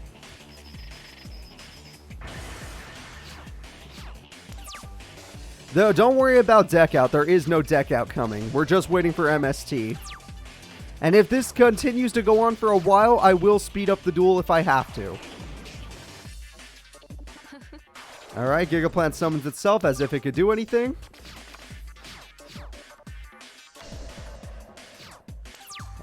Alright, I am going to start speeding it up, but I will be careful about how much I speed it up. I hope you guys are ready. But first, let's see Gale Lizard ruin one Gigaplant. Or Titanial, that's a weird choice. Oh, Titanial's effect activates. That was weird. And Supervised saves Gigaplant. Alright, so here we go. I'm going to show you guys how it's done. I press this one little button and...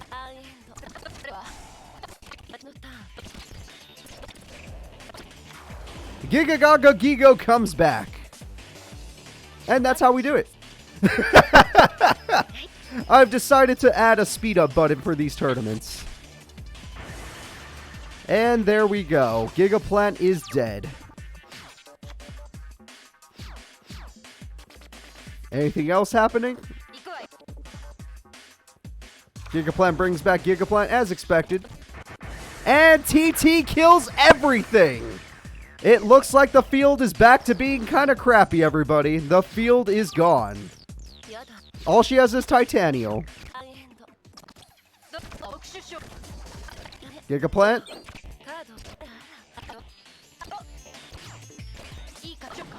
Botanical Lion Part 9. We're getting tired of it.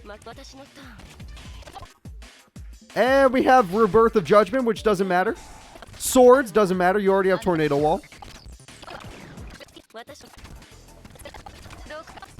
MST, there it is. But she MST'd when her opponent still had swords. Why? Why would you MST when they still have swords?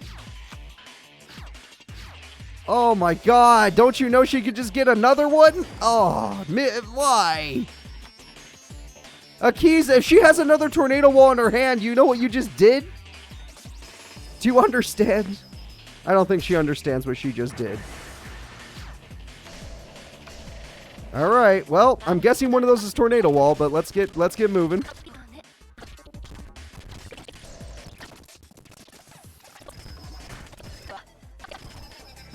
Overdoom Line. Gigaplant. Botanical Lion number 20. And Dandelion's in attack mode. Oh, she doesn't have Tornado Wall. This is it.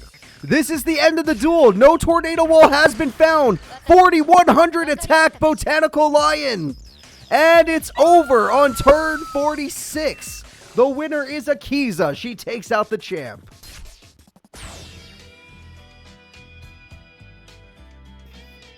There we go.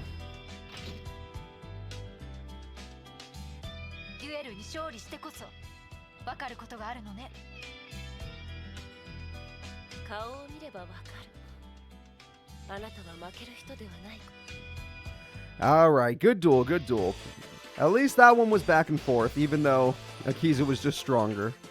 So, Akiza will be moving forward in the tournament. The next duel is regular Gregor without the whale. Regular Gregor versus Brio, the only guy of the unicorns to make it to a world tournament. And, you know, he beat Gilog once, but that was it. So, Brio versus Gregor. Team Unicorn versus guy who's on a revenge path. So far, Bronies have not lost today, so let's see if the Bronies can keep up the winning streak. Honestly, this duel, in my opinion, could go either way, so I'm not going to give advice. This could go either way.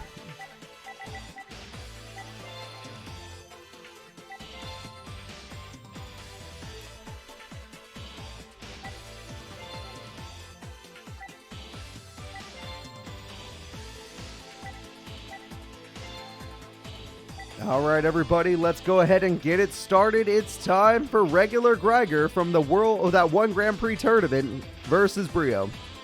The Fortune City tournament or something. Fortune Cup. I don't remember.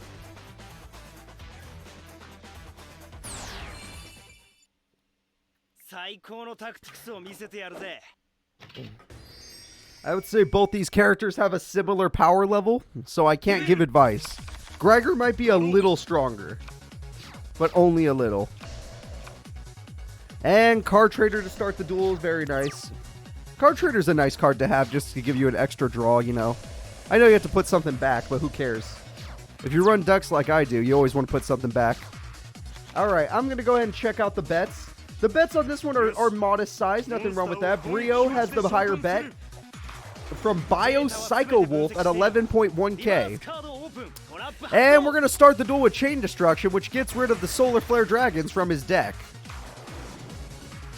Gregor has the second highest bet, and it's coming in from Ghost Wolf at a pure 10k. Goodbye, Key Mouse. Hello, Airbellum. Nice. Alright. Gregor did a good job taking out some life points, and we got a fusion, because why the hell not?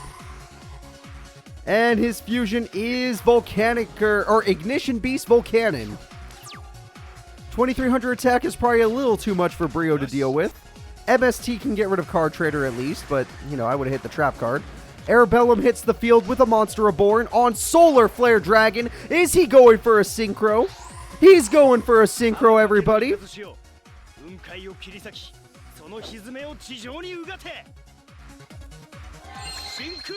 And he summons his most iconic monster, the Bicorn. And Limit Reverse will bring back the Key Mouse if he really wants to go all the way. He's going all the way! It turns out Bicorn's just not enough for him. He wants more. It's the strongest of the Bronies, Lightning Tricord. This is Brio's boss monster. However, his opponent has Sakuretsu armor. However, Tricord has its own effect, which is why it was a good idea to Tricord, because it lets you summon Bicord, and Bicord, during the battle phase, can still kill the Volcanon. So he had to downgrade back to Bicorn, but Bicorn is plenty strong. Really good play from Brio. Mystic Tomato, and another, oh god, another Sakuretsu armor. This time, since it destroyed Bicorn, they both lose 7 cards from the top of their deck. It looks like Brio's bricked. Volcanic Shell. In order to get another one, he paid 500. He has a tribute. It's his Summon Reactor. Chain Destruction gets rid of the other one in his deck. 2,000 damage. Brio is really struggling.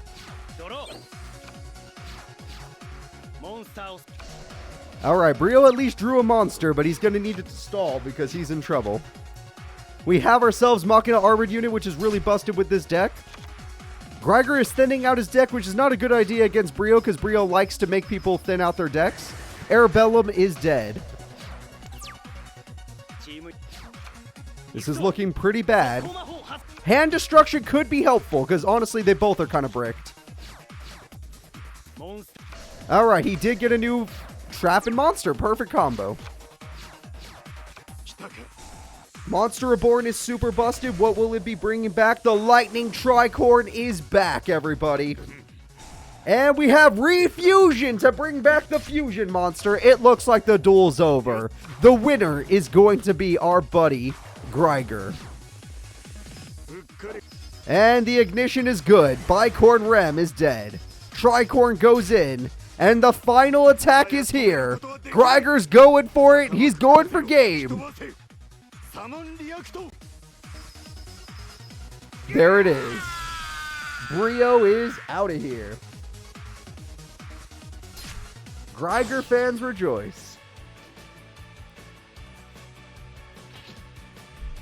One Brody down, 2 more to go.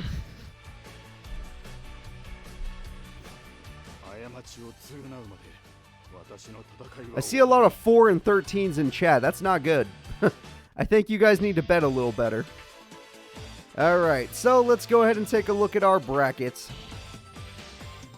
Gregor will be moving forward. The next fight is a big one. Even though we're early in the tournament, I'm expecting huge bets from this one. It's time for Leo, the 3-time champ, versus Crow, the 3-time champ. Black Wings versus Morphotronics, everybody. This is going to be huge.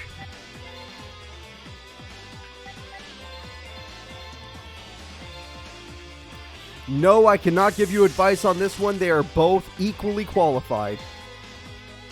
They are both equally busted and equally qualified.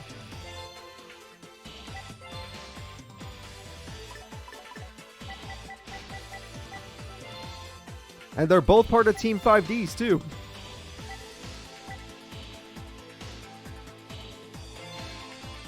Alright guys, I am ready to start the duel. Place your bets. You only got 20 seconds left to be in one of the biggest bets of the tournament. 2 of the best champions going at it.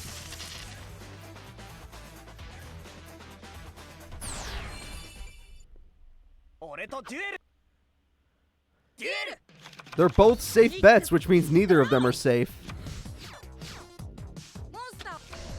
Alright, Leo starts basically. Nothing wrong with a set. That's nothing wrong with that start. Set, pass. Crow starts with MST. Oh, he hit United We Stand. Why would you set that? Solidarity is really good from Crow. Crow starts with Blackwing Shura and Bora, because why not? Will Bora go for piercing? Bora's going for piercing. It cannot defeat Borden. I'm afraid that his defenses are too high. Leo protects himself. The bets are in. It's very baby bets because everyone's cowards, which makes sense. 12k is the highest bet of this duel, and it goes to Cool Drago on Leo. The highest bet on Crow is Shadow Phoenix for 5k.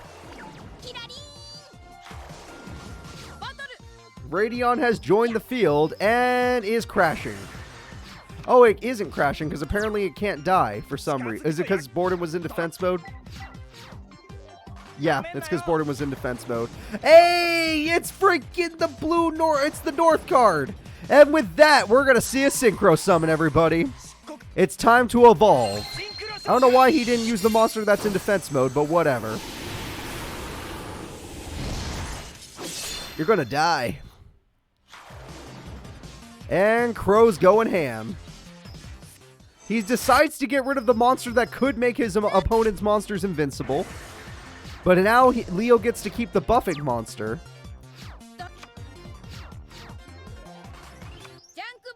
And Junk Box is here, which only makes sense if he's going for game. Uh-oh.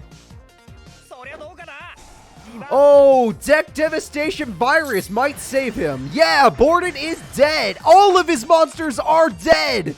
Holy crap. With the most... Oh my god, Crow just saved his own life. He was about to lose the duel by doing to a bunch of direct attacks. But instead, the loser, it looks like Leo. That Deck Devastation Virus hit everything.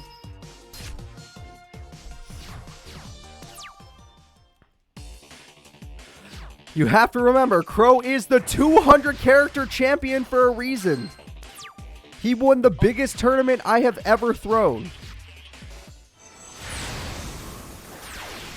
Oh, he's shooting us in the face and slash. You think the bullets would be enough?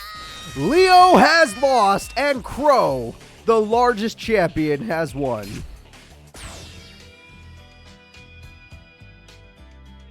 The virus was too good. That was a perfect trap card for that situation. Leo was about to win. He was going to summon 3 monsters. They were all going to buff him, and they were all going to have a bunch of, let's see, 13 times 3.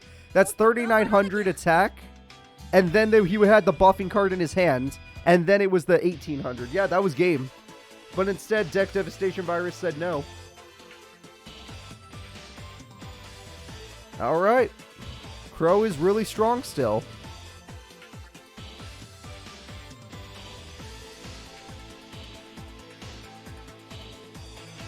Alrighty, guys, the next duel is Zone and Lester. Zone is one of the safest bets of the tournament. This guy is a champion.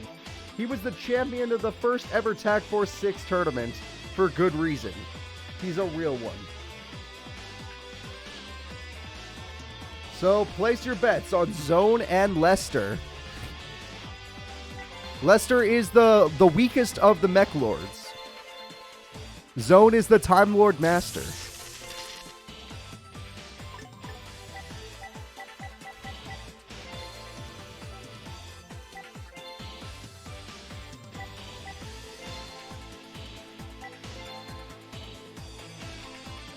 Alright.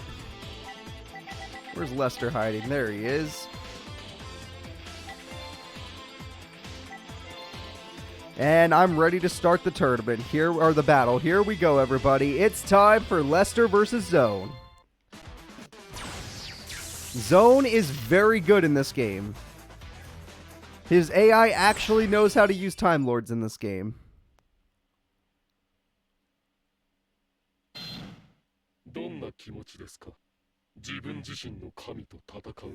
And there we go. His deck is just floating there in space.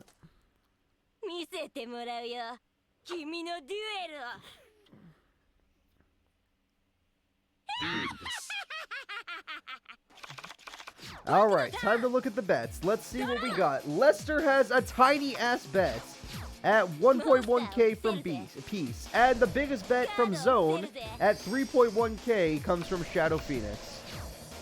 It's starting to feel like everybody's broke. I will show you the meaning of true despair. Time to die. And Giant Trune to start the duel is very nice.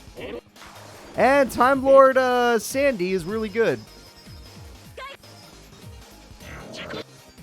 Sandy's effect activates, you lose 2,000 damage. Yeah, 2,000 life points sucks. And we have a Machine Emperor, but not like they could do anything. Sandy has to go away for a second. Let's see what else they got.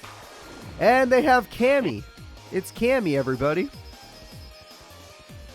And Time Lord Cammy uses its effect and puts a card back in the deck and does 500 damage.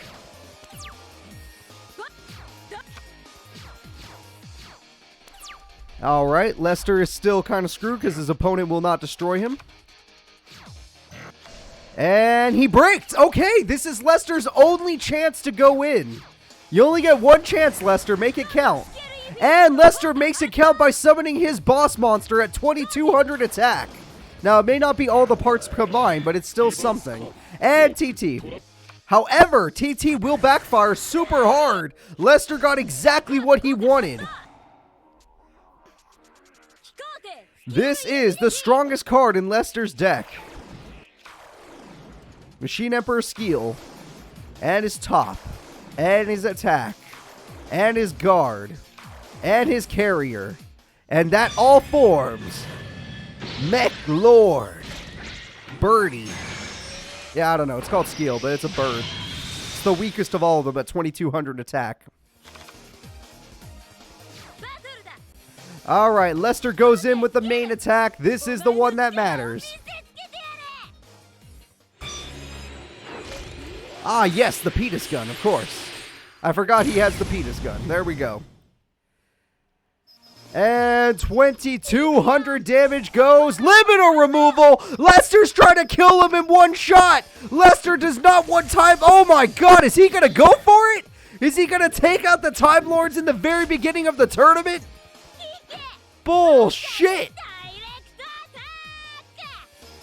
The worst character of all the time, of all the freaking mech lords, is gonna take out one of the biggest champions of this tournament.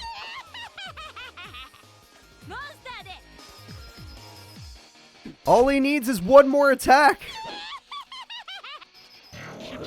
However, he has a card, Book of Moon. It's not over yet. And it's just enough damage. The winner is Lester. In a huge upset, Zode immediately leaves our tournament, and the Mech Lord survives. That means we have at least 3 Mech Lord people still in the tournament.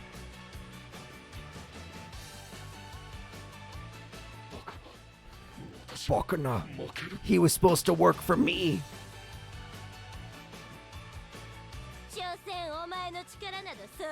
You can't Book of Moon that target, Echo Jams. I'm afraid you're not allowed to target that one. Alright, everybody. Let's go ahead and get back to our bracket. Lester the Unlikely has won. The next fight is the final Mech Lord user, Jacob, versus the final Brony, Andre.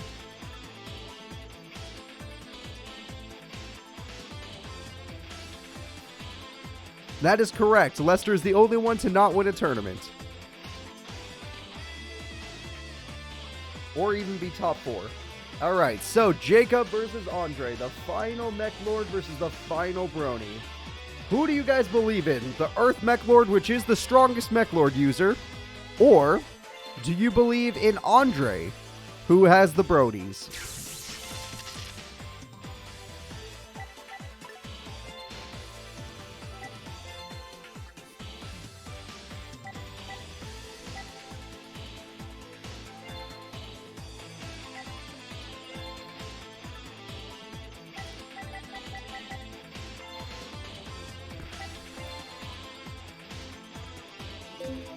Alright, it's time to start the duel, everybody. I hope you placed your bets while you had a chance. 20 seconds left.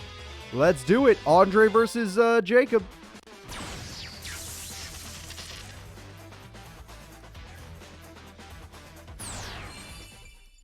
Welcome, Racing John.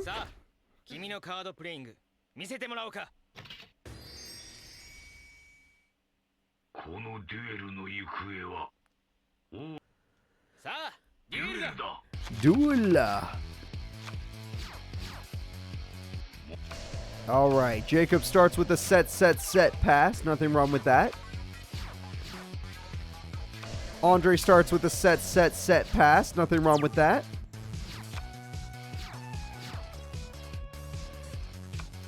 Jacob MSTs just in case. And MSTs the other one. Damn, Andre has no back row. But Scapegoats is allowed to be activated, so he at least has a field. I'm going to check the bets right now. Looking at the bets are pretty modest, and there's nothing wrong with that. Jacob has the lower bet, but he has more bets on him. Cool Drago at 3.6. And the biggest bet goes to Andre at 4.6, which is Peace. Peace got the biggest bet. Giant Rat will kill 1 Scapegoat token. Alright, Andre, this is your chance for a Synchro Summon if you have a tuner monster. Mirror Force being gone is really bad. And it looks like he doesn't have a tuner monster, or else why would he play trap cards first? And it looks like Andre is in trouble.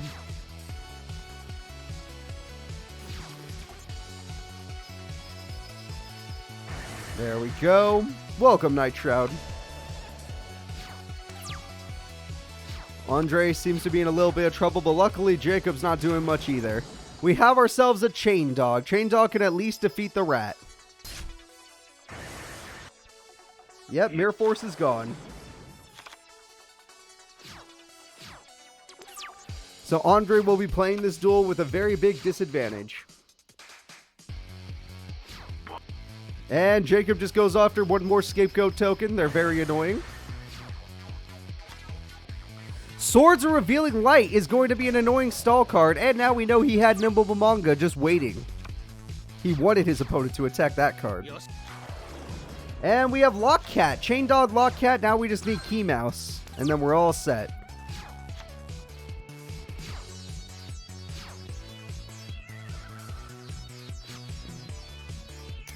And he baited his opponent. There's no way he'd play Lockcat in attack mode without a reason. And it's because Horde of the Phantom Beasts will basically turn into a Jar of Greed while also destroying the opponent's monster. So, yeah, you get your third giant rat, but he gets a Jar of Greed.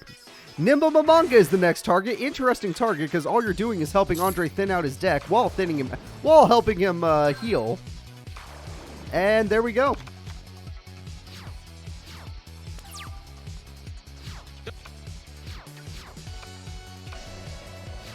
And the field is full, so Andre cannot synchro summon, which might be a good thing. He still needs swords to run out.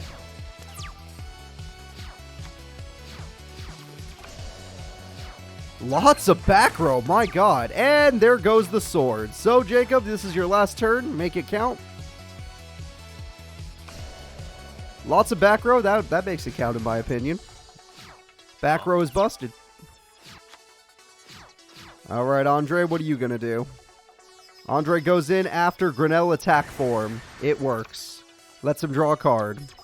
And he goes in against Grand Core, which does not work. He needs to attack that monster twice, and he did not put Nimble Mamanga in attack mode. Which, honestly, no real person would. Unless they knew exactly what they were up against. Alright, but now he'll probably put Nimble Mamanga in attack mode. Or that one in attack mode. All of them in attack mode, okay. And Nimble Mamanga goes in. And Core does not die. Nimble Mamanga goes in. Core is dead. There goes Lockcat for a big amount of damage. And there goes Chain Dog for an even bigger... no, it's a smaller. Wait, I'm wrong. Forgot about trap cards. And Grand Core's coming back with Call of the Haunted. But unless it dies, it does not matter. Jacob desperately needs to draw a card to break his own monster. Or not. Okay. Jacob is going with a full back row, barely any front row. This could be the end of the duel, and the Brody could take it. Alright, the Core will survive. The Core will survive. Here comes the attack. If this next attack goes through, Andre will win with above average life points. Jacob is out of here. A previous champion has dropped. Andre is the winner. And just like that, the Bronies have two people moving on. And the Mech Lords have two people, even though Jacob had lost. There are still two people that moved on from Mech Lords. There we go. Lester and Aporia are the two Mech Lord users still in the tournament. I have no idea what the back row was. So, moving on to the end of our bracket. We are done with round 2. Oh wait, we have one fight left, and then we're done with round 2. The final fight is Harold, the leader of Team Ragnarok, and the only surviving member. Every member of Team Ragnarok has lost, except Harold. Versus Jack Atlas, the strongest character in the game. Sorry, the heaviest hitter of Team 5D's. And an actual champion. Here we go, everybody. Harold versus Jack Atlas. This is going to be our final duel of round 2. Place your bets. Will the final member of Team Ragnarok survive, or will Team 5D's heaviest hitter survive?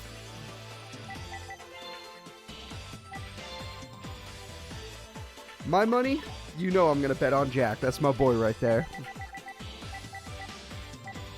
Although part of that is bias. Of course he has Endless Decay. That's what this game gives him.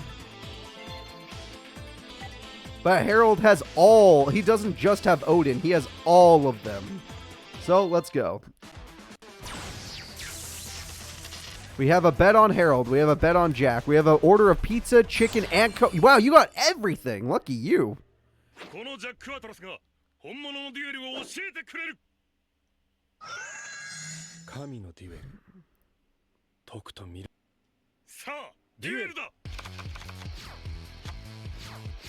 Alright, Harold will start the duel with a set pass. Very nice start. Popeyes is great. And we have a Mizuki to start the duel, and that's the worst thing that could have happened to Mizuki. It got removed from play. Huge start from Harold. Harold starts with Mystic Tomato, but has no other monsters. 1400 is pretty decent, though. Alright, I'm going to look at the bets now. Looking at the bets, Harold only has 20% of the vote, but has a big vote of 10k going on Ghost Wolf. Then, the biggest vote goes to Cool Drago on Jack Atlas at 50k. Jack is willing to sacrifice his monster because he knows what it can create. Pyramid Turtle is dead, but Obelisk the Tormentor is created.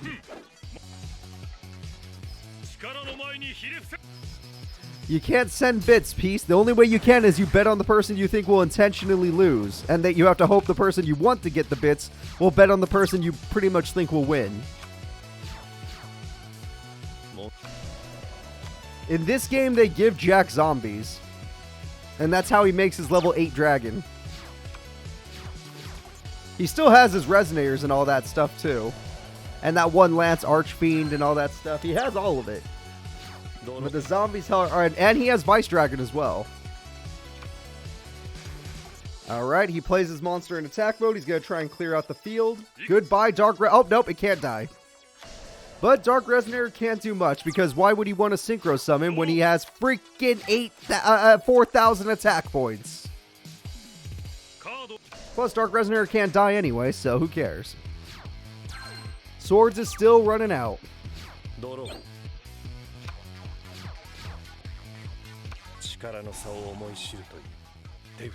And Monster Reborn is not a bad card, but you don't have enough monsters for a Synchro Summon. You need a level 1 monster for a Synchro Summon. Or a level 4. And Jack Atlas uses the card he uses to kill himself. It's the red screen, everybody. Hey, we got ourselves a new follower. Hakeem, thank you so much for following. I appreciate it. And Jack pays 1,000 life points in order to stop his opponent from attacking him, but now Jack can go in because Swords is gone. I'm sorry, Harold, but you didn't get out your Synchro monster, therefore Jack can beat you.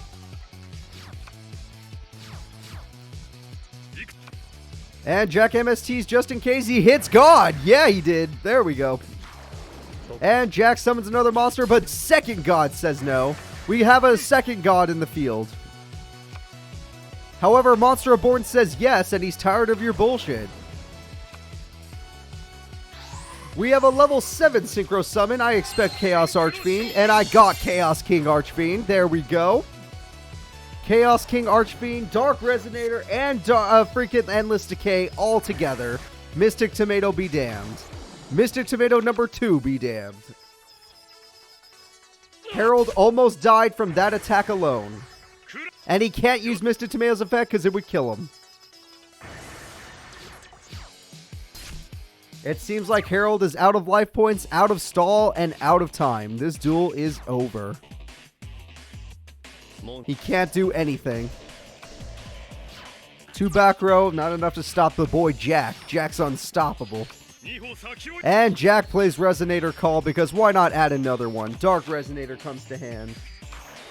And we have a new monster. And God says no, but God doesn't matter at this point.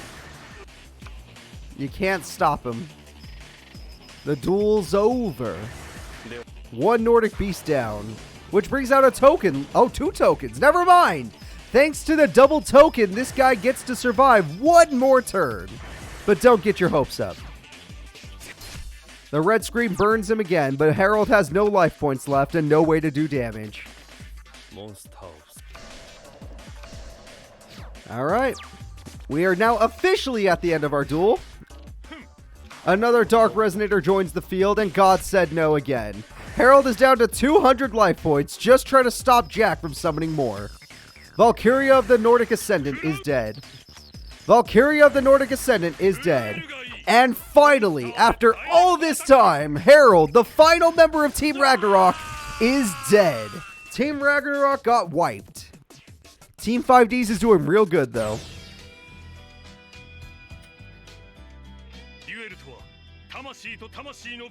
Jackie boy, great job. This is not best of 3. That was on the YouTube tournament. And only YouTube tournament because there were only 16 characters. Alright. Jack Atlas takes out the gods. We are now moving on to round 3 of our tournament. Round 3 is top 16. We have made it to top 16 of our tournament. So, let's get up to the top of our bracket. The first duel will be Aporia versus Rex. Rex might be the only Dark Signer still in the tournament because he's half Dark Signer.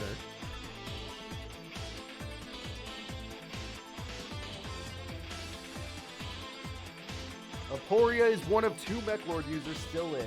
Rex is the final Dark Signer. Alright, there you go, everybody. Place your bets. If you want my guess, the way Aporia has been playing today, I would say Aporia's got this. Do not bet on Rex. Granted, anything could happen.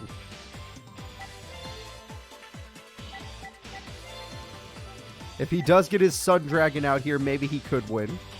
His Moon Dragon's a little too weak, but the Sun Dragon's strong enough.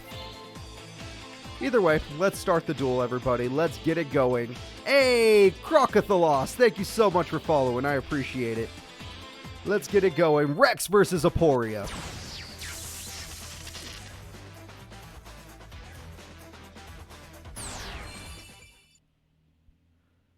Dark Signer. Signer. Rex Godwin. 私は神となる。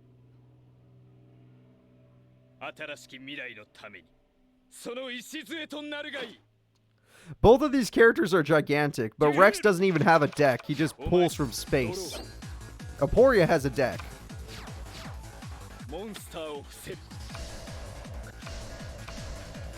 And Aporia starts with a very good hand. Very good start. Rex can get rid of 1 card, though, and he hits MST. Unlucky for Rex. And Mystic Tomato will not do anything, because Skycore will not die. Alright, Aporia, what else will you start with? Okay, another core of some sort. I'm pretty sure.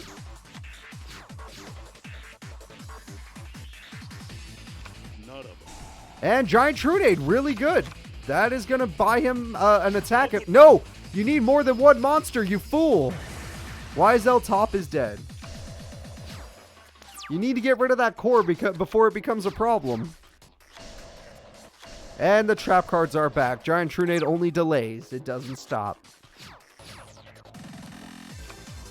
Hey, Field Spell. That's pretty good from Rexy Boy. And Rex summons Sangan. And Mystic Tomato again. Hopefully that means he'll actually be able to clear out this core. Because once the core's dead, he'll be a lot safer. And just like that, Aporia's wide open. Call the Haunted will bring back the core, but that's just for stall. It doesn't actually help.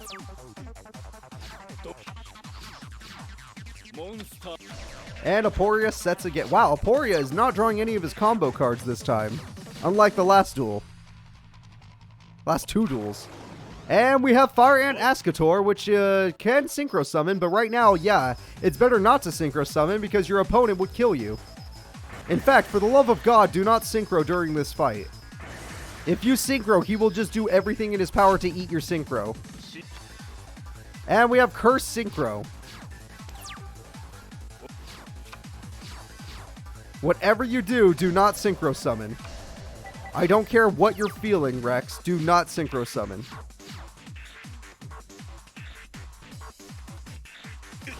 Oh, Rex is willing to pay a couple life points, you know, to summon one of his level 5 monsters.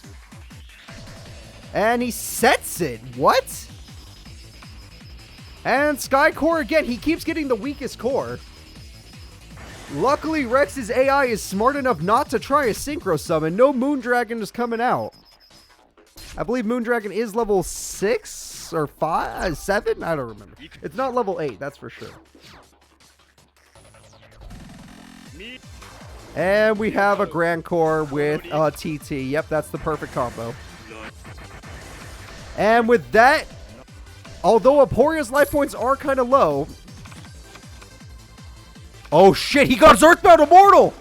Okay, here comes the core at 2100 attack points. You know what? A Synchro Monster would be bad, but what about an Earthbound Immortal? Would that be good? Alright, we gotta get through 5 attacks, so I'm gonna... Yeah. Sorry, it's just the attacks are so tiny. Alright, and Rex is down to 1900 life points. He cannot afford his Earthbound Immortal. It costs too much. Dark Hole! It doesn't target, it hits everything! Does he have a monster he can summon? He has the Mystic Tomato. And just like that, because Rex Godwin can't afford his Earthbound Immortal, he cannot go all in. Dark Hole saves the day. This is a really close duel. We have a 2... Okay. We have Weeping Idol. We have Oppo, whatever his name is. And that's 3,200 damage showing. If Aporia doesn't activate his trap card, this is the end of the duel. One of the Mech Lord users is out of here. Rex Godwin keeps the Dark Signers alive. That was good. This is definitely upset squad. Rex Godwin has made some people very rich. He was smart enough to never synchro summon.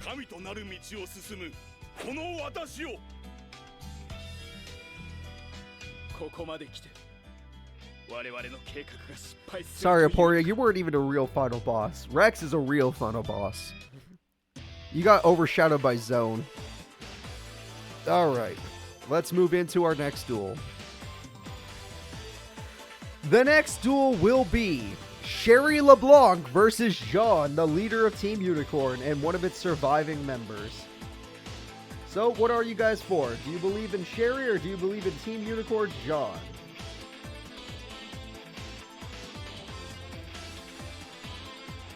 Oh, I added an A by accident. Just ignore that. Team Unicorn is honestly my bet. I say Sherry's a pretty good duelist, but I would bet on Jean. He seems to be really good at this game.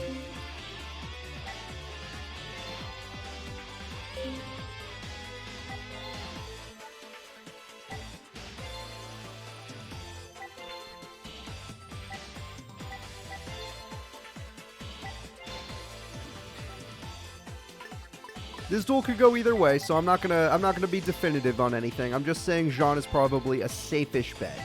Not a great bet, but a safe-ish bet. Especially since Jean has gone second place before. Sherry has not. Alright, or has she? I don't remember. It's been too many tournaments now. Alright, here we go, everybody. Sherry and Jean are going ham.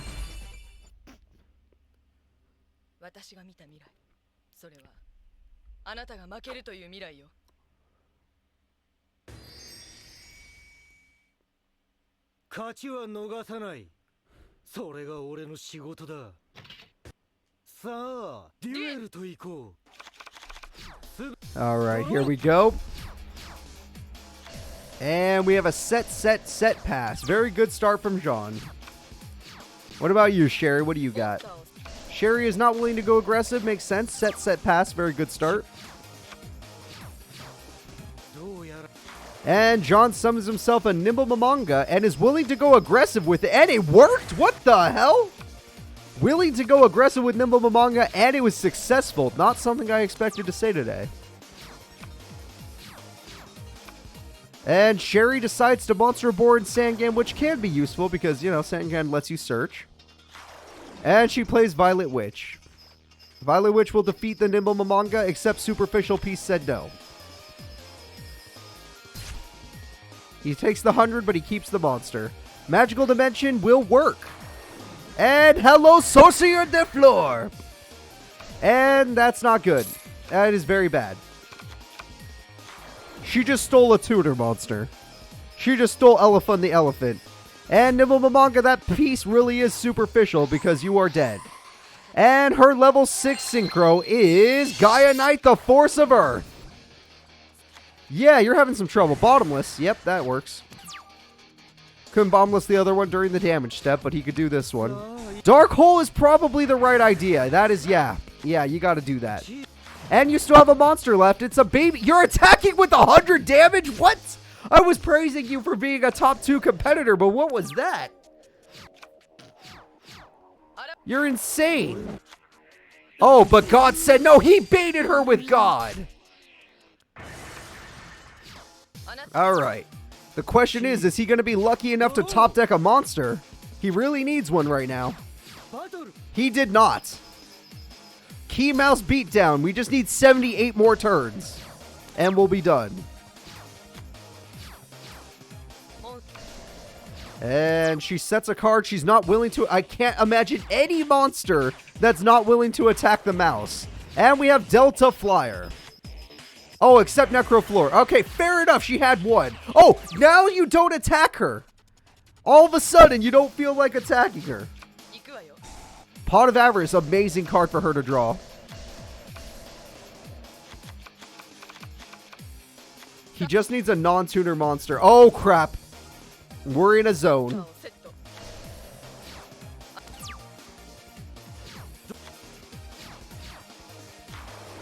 And we have Arabellum, which will destroy Arabellum and give him a mass token. Mass token is allowed to attack directly, luckily. And he attacked in the wrong order, in my opinion. And we have a Synchro Summon, which will probably just die. Everyone say hello to Catastor, because like everybody has this card. And Catastor is dead, but he gets a token at 2200 attack.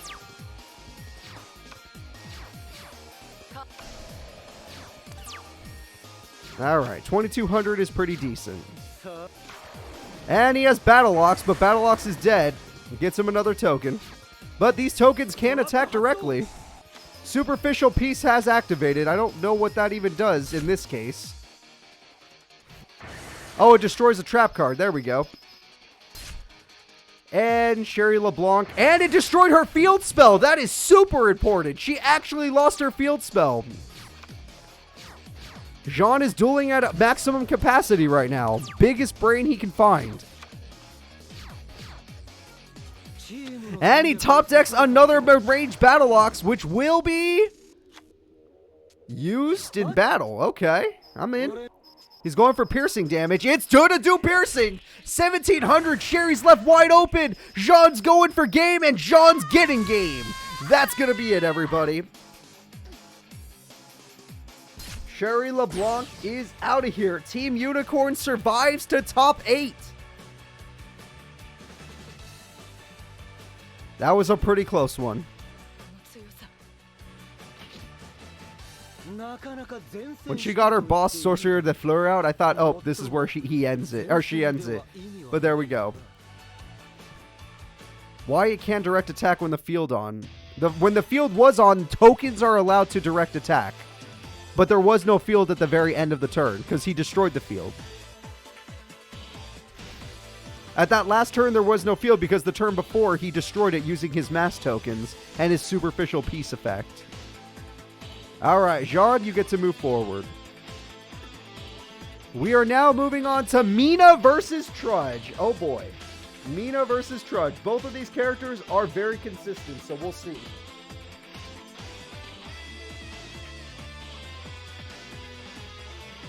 You guys have to let me know who you think will win. I'm going to set up the duel right now.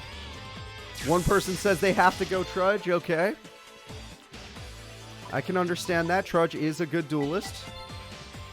He's got the Goyo Guardian, the legendary monster. He also, you know, just like everyone else, has all the staple cards like Bionic, so that's pretty good. But Mina's no slouch. Her fairies are busted. We have a Trudge all the way fan, okay.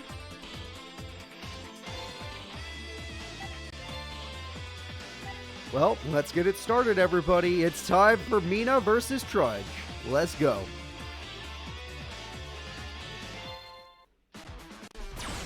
So, I don't have any help for you. Both of these characters could win. Both of them are powerful. Both of them are effective. Either of them can take it.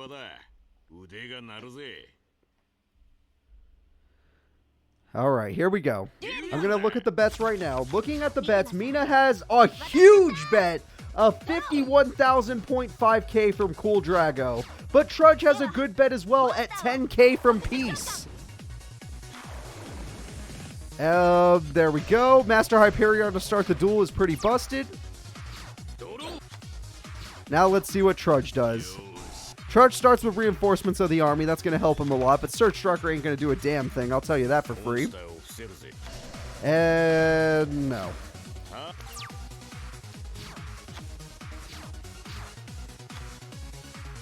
MST goes in, Book of Moon is used, Master Hyperion is flipped, but sadly she hasn't done anything yet. So, I'm pretty sure she's allowed to just reflip.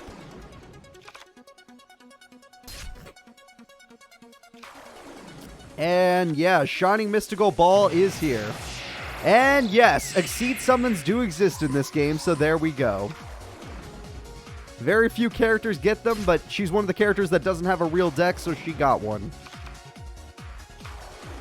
And Master Hyperion, there we go. Trudge is dead, 100%.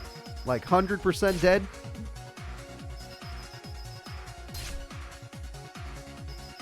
And she didn't use her effect, weird. He can't arrest his boss. That's his boss. Alright, Mina, what do you got? Trudge, you're going to play defensively, which I do not recommend. You need to go aggressive, please. And Mina MST is your only trap card. Very depressing. Oh, it was TT! Holy shit, he could have come back! He had a trap that could have brought him back into the duel. But instead, the duel's over. And GG, everybody. The winner on turn 5, record for the day, is Mina.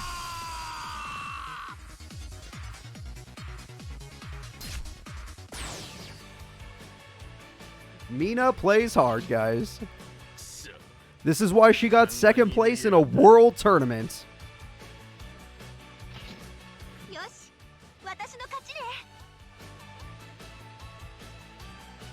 Alright, I'm going to go ahead and move into the next one. Let's go over to Antinomy, the champion of Tag Force 5, versus Luna.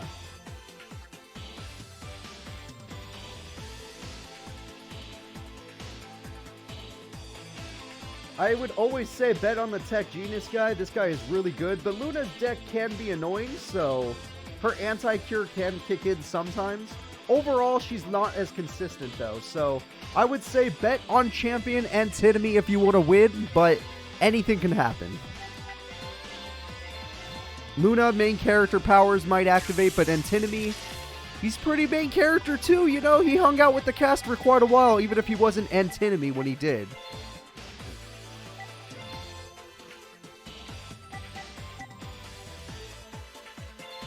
Alright, Luna, where are you hiding?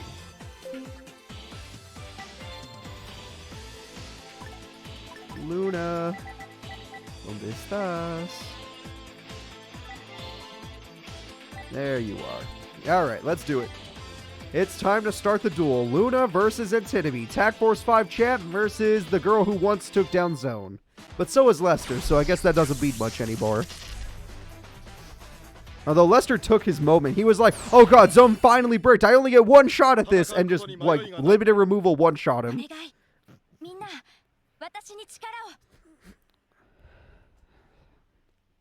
Come on, guys. Let Luna have some faith.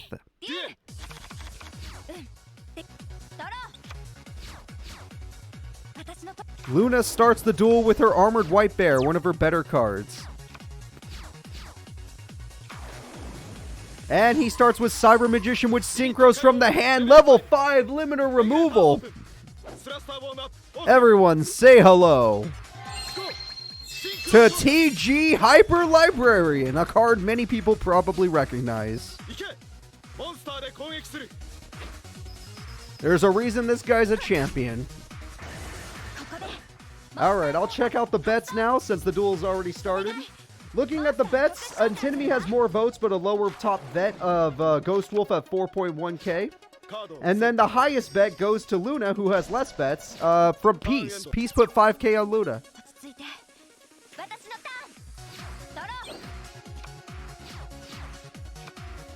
Alright, we have an MST. MST goes through, and God is dead. Soul Taker comes through and takes out Hyper Librarian. One problem, Luna. That's not enough damage. She summons a Marshmallow on face up because she's willing to synchro summon. And she brings out a magical android, which honestly looks a lot like Hyper Librarian. Just psychic version. And just like that, 2,400 damage is dealt.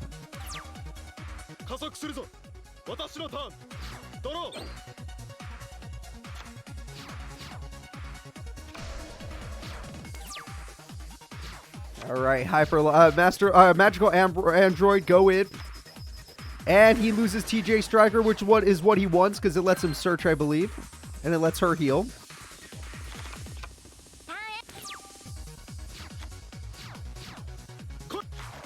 And we have TG Striker again. And this time it has Synchro material. We have a level 6 Synchro, everybody.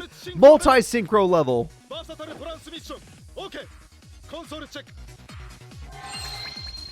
And it's Bryonic, everyone. One of the best Synchros in this time period. Also, Pot of Avarice is busted.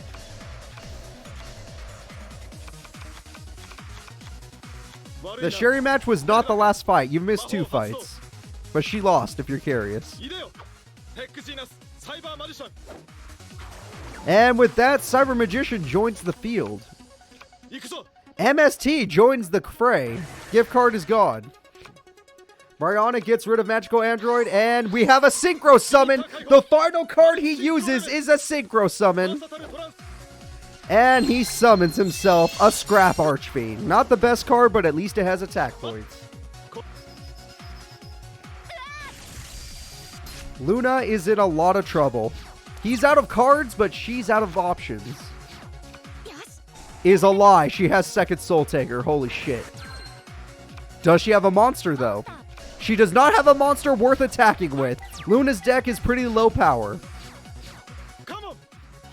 And he plays... Oh, God! Green Gadget's gonna refill his hand! He top-decked a Gadget!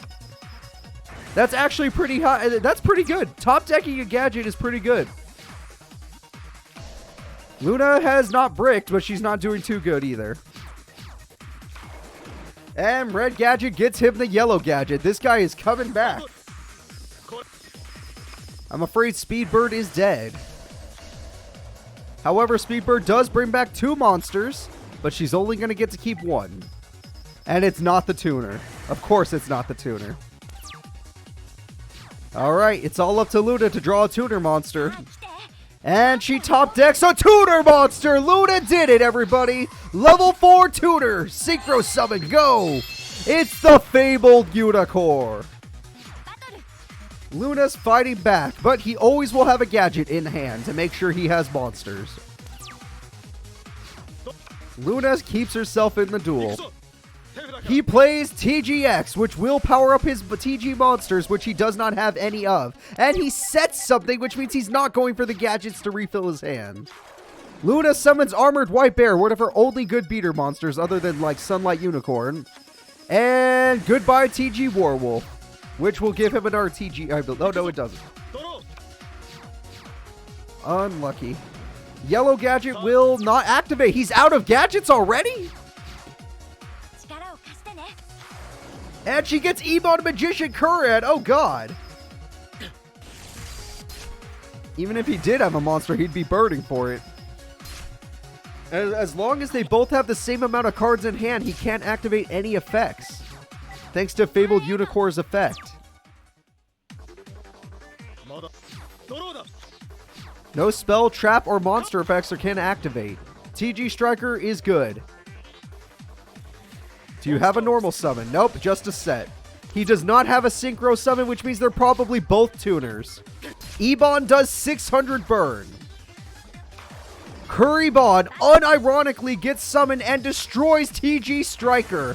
The champion Antinomy is about to get knocked out. Oh, he just didn't have a level 3 synchro. The champion Antinomy is one more attack. It's out of here! Luna comes through with a victory! Luna with the upsets, everybody. She's coming to win. Peace, I think you just won some money.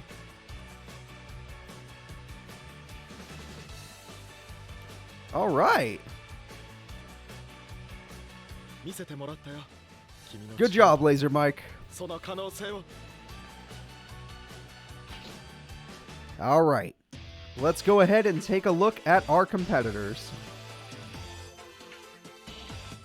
The next fight is a big one. Everybody, Yusei Fudo is taking on Bruno, his best buddy. His Jesse Anderson to Jaden Yuki. Yusei versus Bruno. All right, go ahead and place your bets, everybody.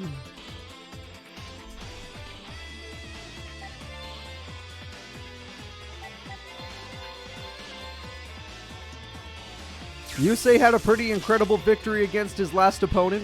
He stopped her from doing a bunch of ritual crap. And let's see, Bruno, where are you hiding? There you are. Bruno is also a member of Team 5D's. And I'm ready to start the duel, everybody. Let's get it going. Bruno versus Yusei. Drunk Warrior was too strong, you're right. He buffed his Drunk Warrior and he made it too powerful. Hell, the Armory Arm was a little overkill.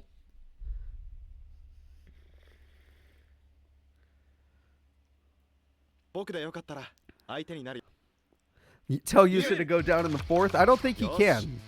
Yusei does not like to lose.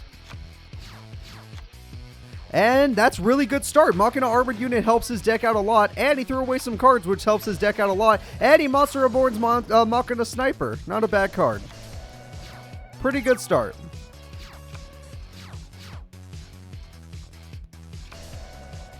And Yusei is forced to be defensive about it. I guess that makes sense. Oh, Machine King 3000 BC. There we go. Card Trooper does his job again. MST will hit one of Yusei's traps. MST, he will hit both of Yusei's traps. Yusei lost Bottomless. Yusei lost weird-looking light card. He lost Starlight Road. Doppel Warrior is dead. And Yusei takes heavy damage. Looking at the bets, we have a very big bet on Yusei. Fire Dragon at 56k takes the record.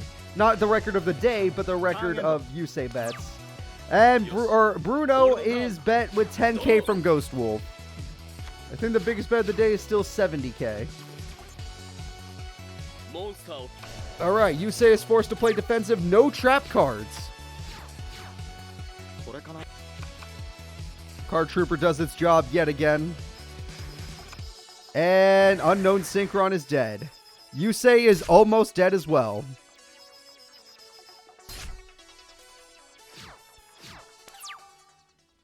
This could be Yusei's last turn, and he is not allowed to Destiny draw because of the game's, glitches.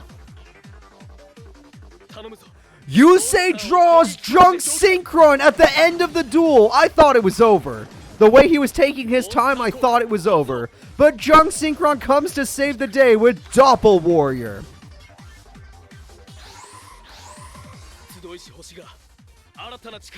Very last second draw right there.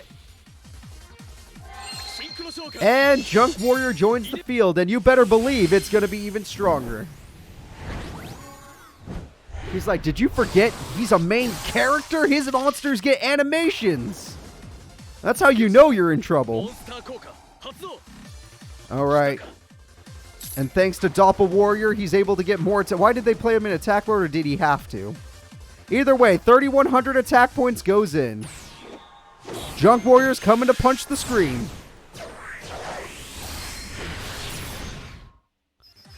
And Machina Sniper is not dead! Bruno had the perfect hand! The perfect hand! Yusei is out of here! Get out of my tournament! Bruno takes out the main character all on his own! This is it! Baby damage comes first. And then the real attack from Card Trooper. You thought the power of the protagonist would save him? Nothing saves you from mere force. The winner, and a huge upset, goes to Bruno. Ghost Wolf is rich.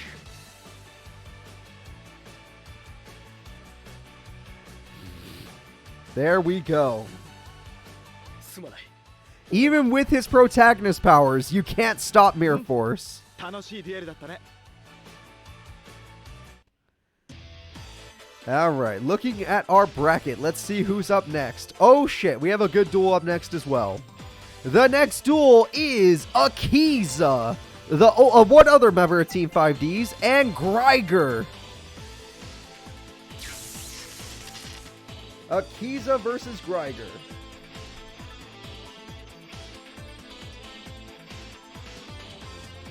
I feel like they would have had an interesting duel in the Fortune Cup. That would have been interesting.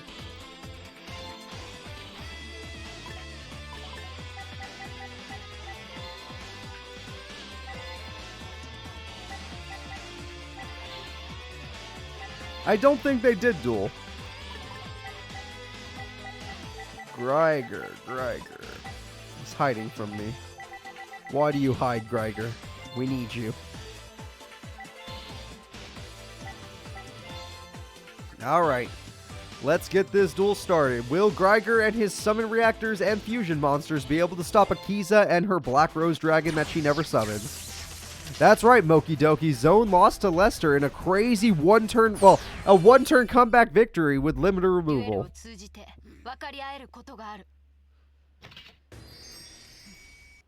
You go upset route now? You think Akiza's gonna lose?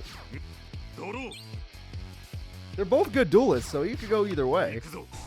He started with Fusion Sage to already get a fusion. He starts with Fusion, alright. And he's going to make Thestalos and that reactor create the Ignition card. Ignition Beast Volcanon joins the field. I don't think Akiza can beat that with just a straight up monster. Monster Reborn will steal Thestalos, which is funny enough stronger than his monster. MST pops his only trapped Sakuretsu armor. And she has herself a gigantic Cephalotus. It's super funny that Thestalos beats him. Oh my god. And that's an amazing start from Akiza. Getting rid of that freaking Sakuretsu armor was pretty important. However, he's got Summoner Monk, and he's not playing around anymore. He throws away Polymerization to get Solar Flare Dragon. But without Poly, he can't use Solar Flare. He needed Poly with Solar Flare Dragon. He made a mistake. She has no new monsters, luckily for him, so all she could do is destroy him. He probably didn't have any other spell cards in his hand at the time. And his field is wide open, but she still has not drawn a new monster, which is super unlucky. With a new monster, she might have been able to end the duel right now. Instead, Gregor gets one last turn. This is it.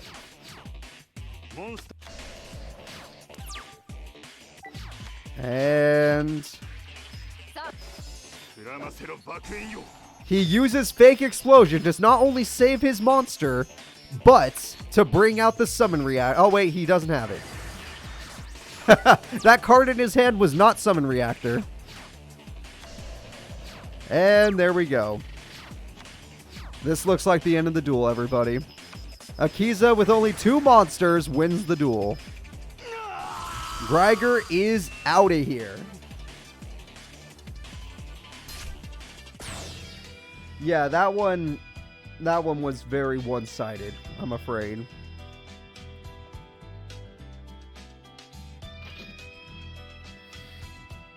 Her monster reborn to steal the card that was stronger than the fusion monster. That was pretty brutal. Don't worry, Gregor, you lost, but you made it pretty far. You took out a pretty important guy before you. Alright, so Akiza will be moving to top 8 when the game decides to load. The next fight will be Crow versus Lester the Unlikely, because he shouldn't even be here. Crow is fighting Lester, bird versus bird, even though this bird is a mech lord.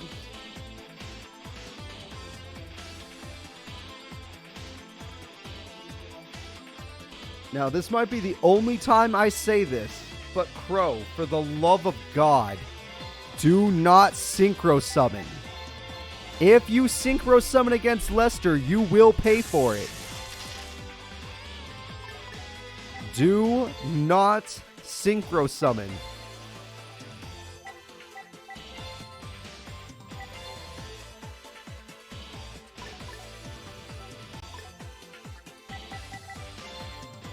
Alright, still setting up the duel. You guys place your bets while you can. Place your bets while you can. And the duel is prepared. Let's go.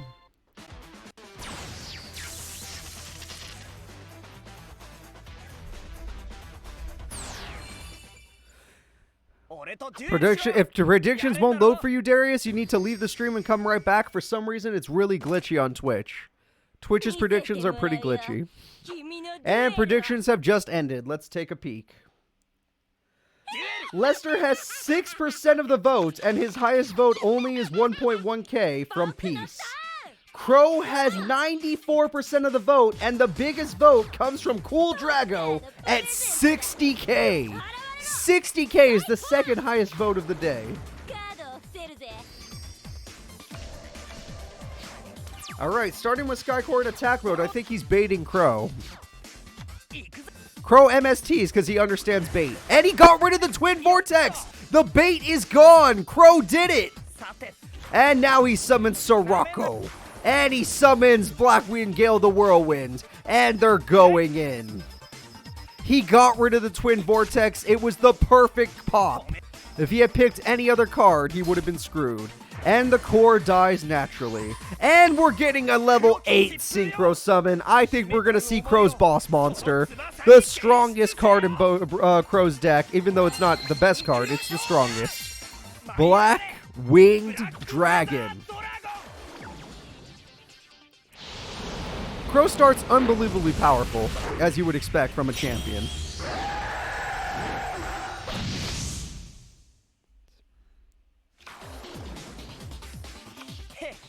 And he has double Solidarity, making his Blackwing Dragon have, like, what, 4,200 attack?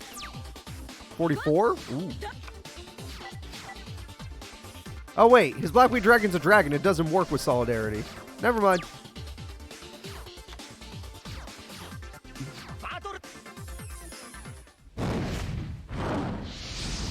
And Blackwing Dragon goes in with its Hyper Beam.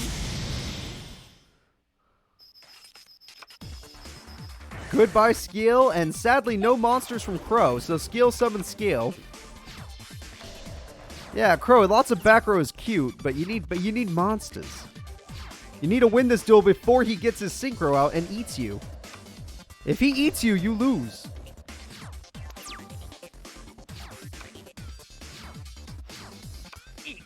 And he gets Monster Reborn, which will bring back Sirocco, and MST gets rid of one Solidarity because he realizes that Sirocco will have a ton of attack points. Sirocco has 28 instead. Delta Anti-Reverse gets rid of Call of the Hunt, and why didn't he pick the core? If he had picked the core, oh, because it wasn't face down. He hit Limiter Removal, wow! Alright, by hitting Limiter Removal, that's pretty good. Alright, and all that's left is a bunch of Skeels. But they're out of cards now. Lester has only 2 cards in hand, and he's in a desperate situation. One of those cards is Solidarity, but it won't even help him because his opponent has Solidarity.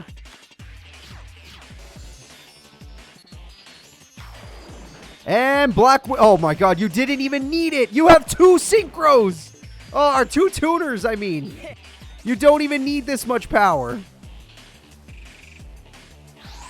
And we have another Synchro Summon because Crow can't help himself. Oh, what's better than 1 Blackwing Dragon? 2 Blackwing Dragons. Luckily for Lester, he has 1 core on the field. And that core will keep him alive.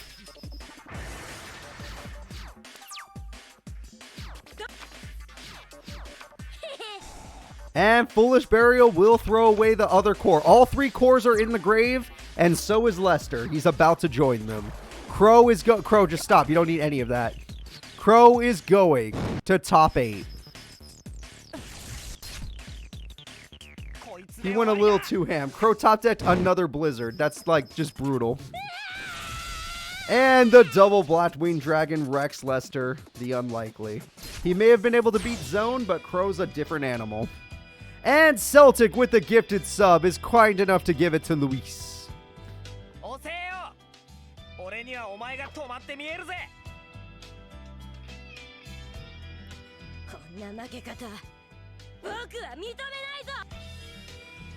Alright, I'm going to go ahead and take a look at the bracket. We are on the final fight of top 16, everybody. And our final competitors are... If this thing would load. Well, I already know who they are. Guys, the final fight of top 16 will be Andre versus Jack. Andre versus Jack, everybody. Team Unicorns Andre versus Jack Atlas of Team 5D's. There we go. Here's my Jackie boy. Alright. Predictions are set. Go ahead and place your bets on the final fight of top 16. This is a canon duel, and Jack totally lost it. He was not ready for the tactics of Andre. But this isn't the anime. This is real life. And Jack's deck is not like his anime deck, although Andre's deck is also buffed, so they both have buffed decks because they have synchros they aren't supposed to have. Either way, let's start the duel. Alright, Jackie boy and Andre. Anything could happen here. Will we see two members of Team Unicorn make it to top 8? Or will we see 3 members of Team 5D's make it? Hey, no Andre the Giant. I'm afraid he can't participate in my tournaments. He'd be too good. He'd probably run like Giant Orc and, what is it called? Indomitable Fighter Lele, and, he'd run Goblin Attack Force. I don't know. All the big beater monsters. And Andre starts the duel with good old-fashioned Nichiria Landois. I don't know anything about that card. But Clock Resonator does not die. Yeah, Andre the Giant would just be Beauregard. You're 100% right. And we have a Tribute Summon for Endless Decay. Andre, I'm afraid your Nichiria card is too weak. And you die.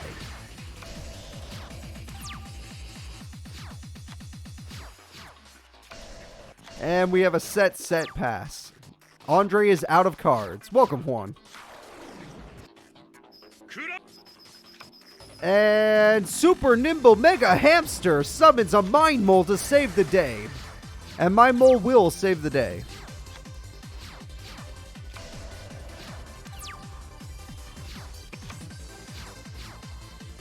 Yep, and we have a Vice Dragon, and it's gone. I bet you wish you had that Bottomless when Endless Decay was here. Mind Mole is still strong. We have a Monster Reborn to bring back Nichiria Landois, which doesn't help. It can only stall, but it does not stop the inevitable. And we have a Chain Resonator as if it matters. And a Dark Resonator as if it matters. And a now it's starting to matter. It's starting to matter. Alright, here we go. Now they can get through the defenses of Mind Mole.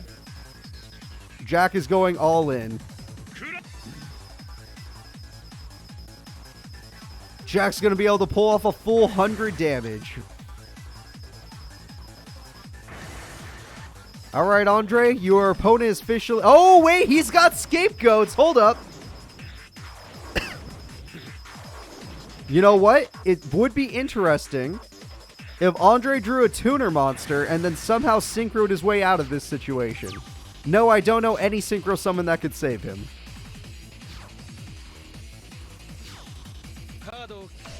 And he sets a card. Nothing else. Oh, you dreamer. We're not going to see Red Nova Dragon. Come on. We were lucky in the freaking World Tournament. We're never going to see it again. And we have ourselves a revival card to bring back a tuner monster. Do not get your hopes up.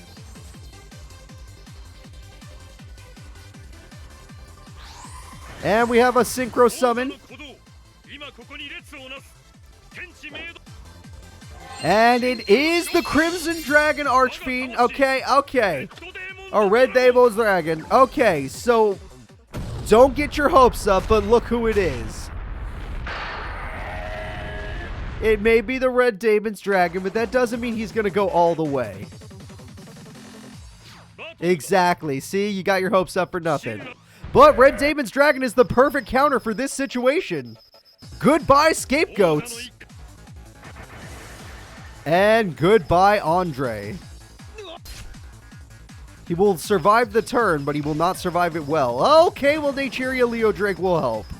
It won't save him, but it'll help. And he killed his own Chain Resonator, of course. As I said, Laser, don't get your hopes up. And you know what? Jack will at least take some damage. So it's not a perfect victory. It's not a perfect victory, everybody.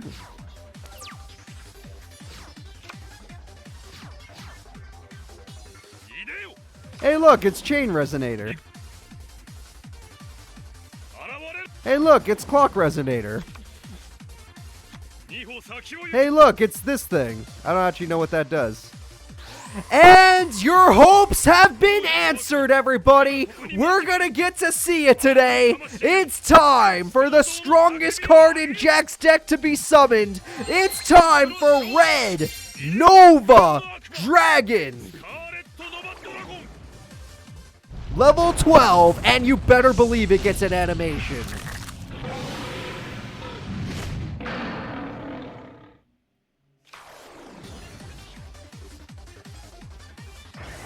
Goodbye, face down.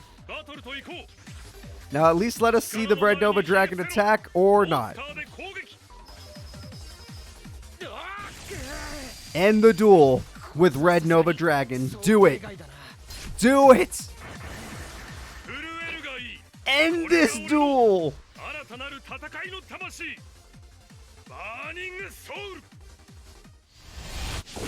Here we go. And he eats us. Sorry, it's just what happens. And there we go. 5,500 damage from Red Nova Dragon. Ends the duel. Guess who's going to top 8? It's Jackie Boy. Andre may be out, but Team Unicorn survives through Jean.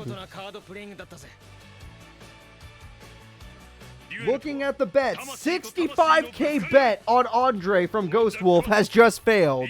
And Jack Atlas's 64k bet from Cool Drago will succeed. Cool Drago is rich as hell. And Ghost Wolf got a little poorer. Jack Atlas went ham. Top 8 is here, everybody. It is Jack versus Crow, which keeps goddamn happening. Akiza versus Bruno. Luna versus Mina. And Rex Godwin versus John of Team Unicorn. The final Dark Signer versus the final member of Team Unicorn. We'll start top 8.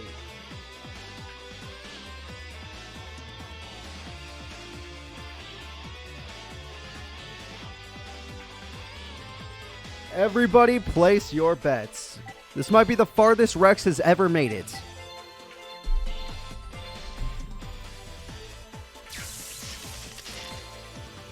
I'm setting it up right now.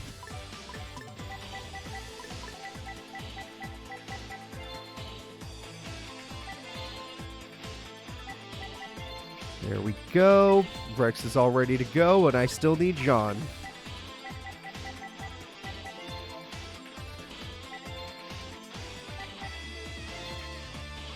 All right, I'm ready to start the duel, everybody. Let's get it going. Rex versus Jod.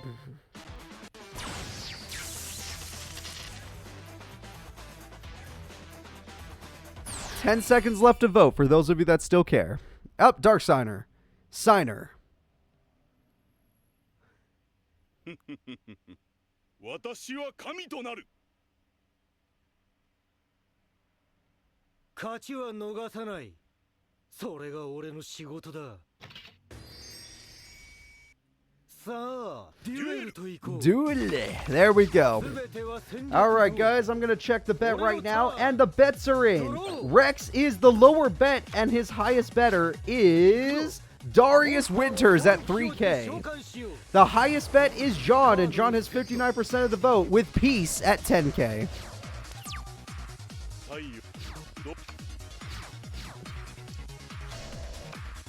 And we're going to start with the field spell. Kind of interesting. It might help John out, so you got to be careful. And John goes for battle because he doesn't have another monster, apparently. Mystic Tomato will help out Rex quite a bit. Oh, shit! It's the Earthbound Immortal! He just casually summoned it! What? What? You just gonna throw that out? You just gonna throw that out there like it's nothing? I guess this one does not get a cutscene. Of all the Earthbound Immortals, this is the only one that doesn't. And it does 100 damage. Don't you dare ask me to pronounce that card's name. I can't do it. I can't do it. His name's Raska. I'm too weak. Well, he got his Earthbound Immortal, but the bird is not going to do much. All that 100 damage. You're dead in 78 turns. This planet will explode.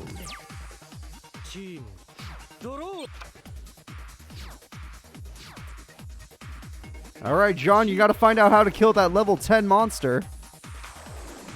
Elephant the Elephant, okay, Elephant the Elephant is his idea. And Bryonic is a pretty good idea, honestly. If you can't kill it, remove it. Or throw it away. Call of the Haunted comes through. And Bryonic will not target it. Maybe it can't be targeted. I don't know. The field spell's gone, which means the monster's gone. This guy's a genius. Jean is a damn good duelist. Airbellum says goodbye to your field. He lost his field spell. Oh, God. It looks like Rex is in a lot of trouble. And we have a level 7 Synchro, which could be many things, but it will be the Voltic Bicord. The middle form has been summoned more than any form today.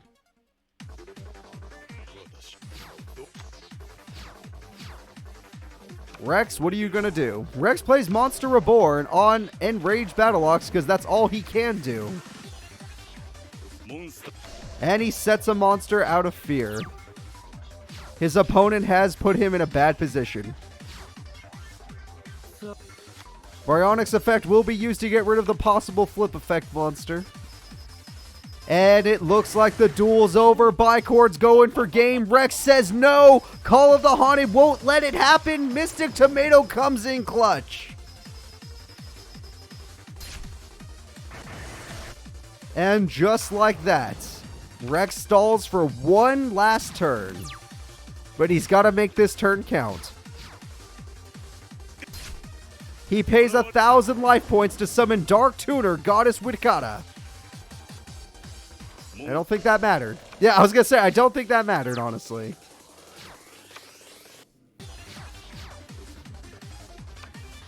Bryonic will get rid of Mystic Tomato because of its stalling effect, but thanks to the special summon, Rex will not die this turn.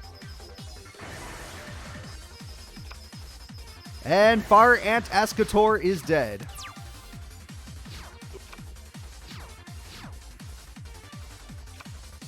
However, he has a combo effect. He summons the Weeping Idol. And that will stall once again, but nope, 2 monsters is not enough. This looks like the end of the duel, everybody. Bryonic's effect will activate, getting rid of the Mystic Tomato, and all that's left is one direct attack from Bicorn. Jean and his unicorn will win. Rex, you made it far, but Jean gets farther.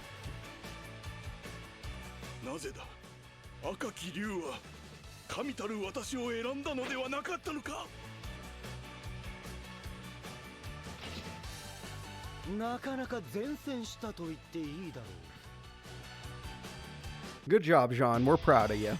He's going to top 4. Wouldn't be his first time. Alright, guys. The next fighters that are coming up are Mina and her fairy deck versus Luna and her anti-cure deck. Main character versus side character. Before we place our bets, I must remind you again, because people keep betting against Mina. Mina is the person who got second in a world tournament. Not a regular tournament, a world tournament. So for the love of God, show her some respect. Luna has never placed. And today could be the day. She's one win away from placing. So let's get it started. Place your bets, everybody.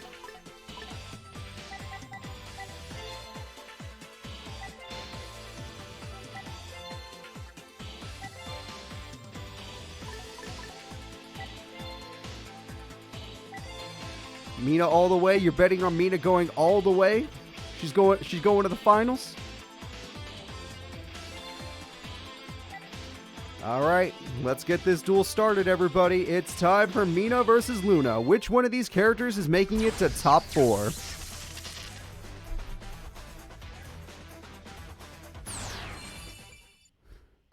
So far, we have Team Unicorn. We'll say that Mina is part of Team Sector Security, and Luna is part of Team 5D's.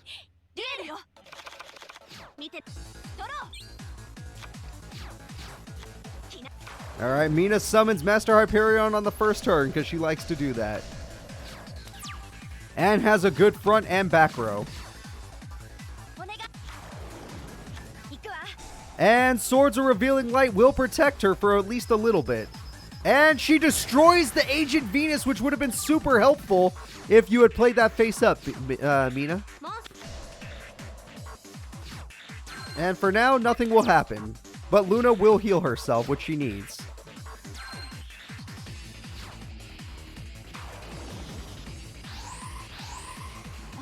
Okay, we have a level 4 Synchro Summon, which summons the Fabled guy, but he's not strong, so this is not going to work out.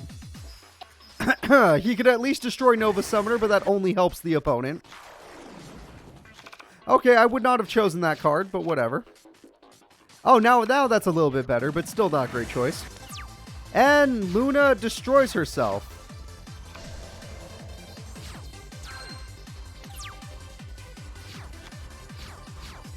Alright, weird play. Luna's a weird girl. There's nothing I could say. Oh, I'll check the bets, sorry. I got a little confused. I got a little obsessed with holy shit. Luna has the smallest bet at 3K from Peace. Mina has the biggest bet of the day from Cool Drago at 141,000 bits in one bet. 141K. That is the biggest bet of the day. And it looks like the duel's over because Luna cannot special summon, and this looks terrible. Mina is going to wreck her. The damage is just too good. Master Hyperion pops face down. Face down was Marshmallow! Marshmallow gets popped, everybody.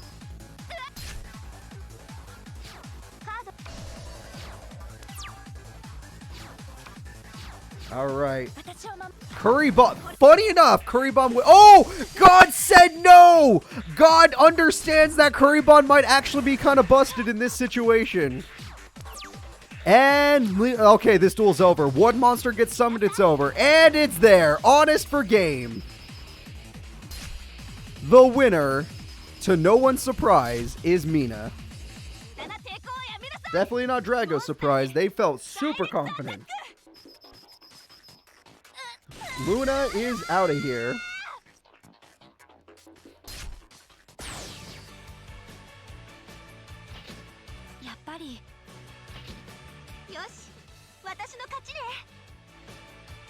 I think Mina's going all the way. She's trying to win this tournament. Alright, so Team Sector Security will be joining Team Unicorn in top 4. The next fight is Team 5D's versus Team 5D's. Bruno versus Akiza.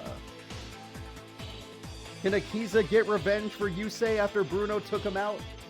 Or will Akiza also drop to the Mechanical Man and his lucky Mirror Force?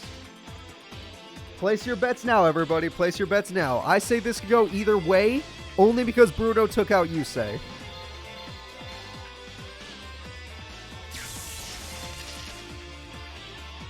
All right.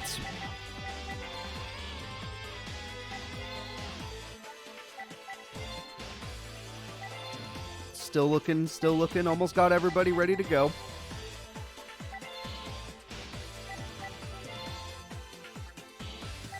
And I'm ready to start the duel, everybody. Let's get it going. It's time for Akiza versus Bruno.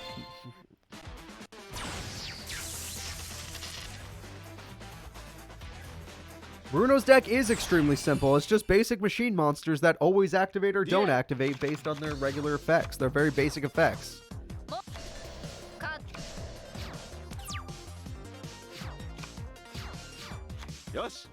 And Solidarity will be activated. Very good card from Bruno. Card Trooper with Solidarity is a busted combo. Card Trooper is now at 3,500 attack, or 2,700 attack due to MST. Botanical Lion faces nothing. It dies. Bruno has a lot of back row and a monster with 1,200 current attack. Miracle Fertilizer could bring back the lion. Also, we're stealing. Oh, no, we're not. That stops the rows from working. And Giant Trunade. Okay, let's try that again. We're going to summon Gigantic Cephalotus and get rid of the Card Trooper. So I'm going to go check the bets right now. Looking at the bets, Bruno has a humongous bet at 51k from Cool Drago. Akiza has a good bet of 12k from Rose QB. Rose QB seems to be an Akiza fan. And Bruno seems to be stronger right now, so Akiza fans, good luck. She can't steal again because she needs a monster in the grave to activate its effect. Mark of the Rose does not work unless it's in the grave. Which, by the way, she just wasted it again. She already knew the combo, and she's done it again. And she's bricked. This looks like Bruno's duel to win.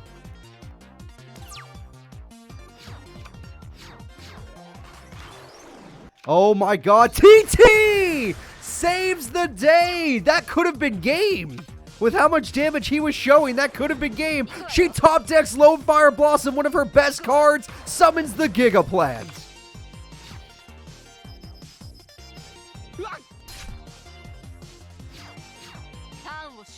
No, she's not the winning vote. Akiza has way less votes than the other guy. And Machine Assembly Line is here. His monster's at 2,600 attack. And he's got Machina Defender, and just like that, Giga Plant bites the dust. It's just not strong enough. Akiza, your stats, they're too low. As long as he has those back rows, you're screwed. Miracle Fertilizer can bring back Giga Plant, but what will that do for you? If anything, it doesn't save you. Unless that trap is what I think it is. And Machine King Prototype joins the field. That's a lot of damage. And there goes her monster. Akiza is out of everything. She's about to lose. It looks like Cool Drago's gonna keep his money. Oh, well, MST will weaken the monster, but if she does not have one, it is over! The duel is over! He has double Machine Assembly Line, 2,100 attack. Akiza is out of here. Bruno's deck is going to top 4. It was Overdoom Line. The trap card was Overdoom Line. All right, the winner is Bruno, going to top 4 for Team 5D's. The final duel of top 8 is here, and we better expect it to be good because it's got some good characters. It's time for Crow versus Jack, a duel I am so tired of watching because Jack usually loses. He has won before, but he usually loses.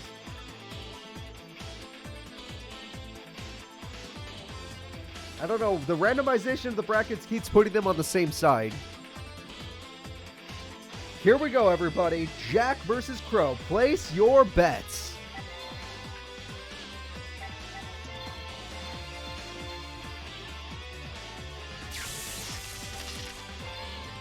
You think winning a tournament is easy, Laser? Winning a tournament is extremely difficult.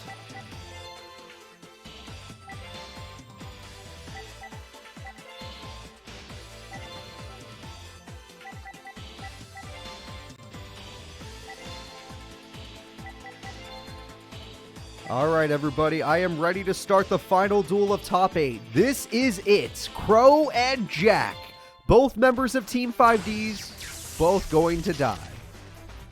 Because the winner of this will obviously lose to Jean of Team Unicorn. Jean of Team Unicorn's going all the way.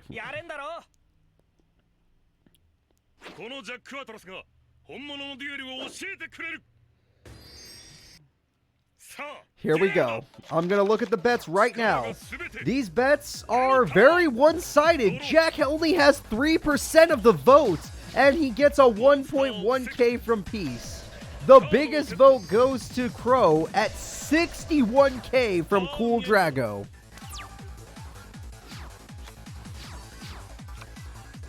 And Solidarity comes through. Blackwing comes in. Blackwing comes in. 2 Blackwing monsters are pretty scary.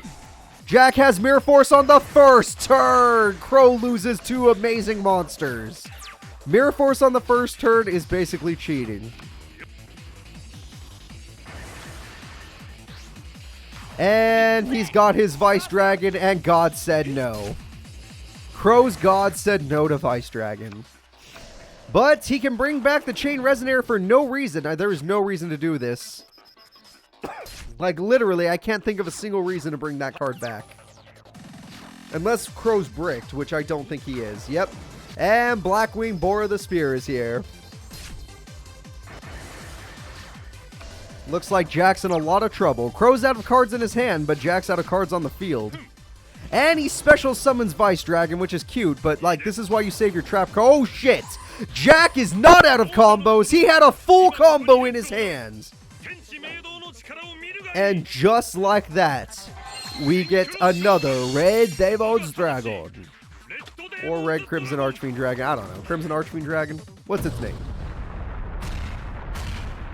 Look at this beautiful beast. Really good animation in this game for him. But Crow has a plan. Bottomless. And Jack loses his dragon forever. It's gone. Good day, sir. Jack is screwed. Monster Reborn brings back Gale the Whirlwind, and that will do some damage. That's 3k damage.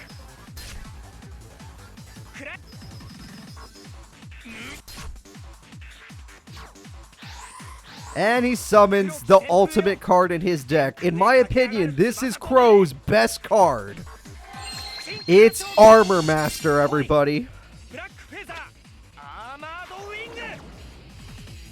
Nothing can stop this card. There's a reason Crow's our greatest character to ever live.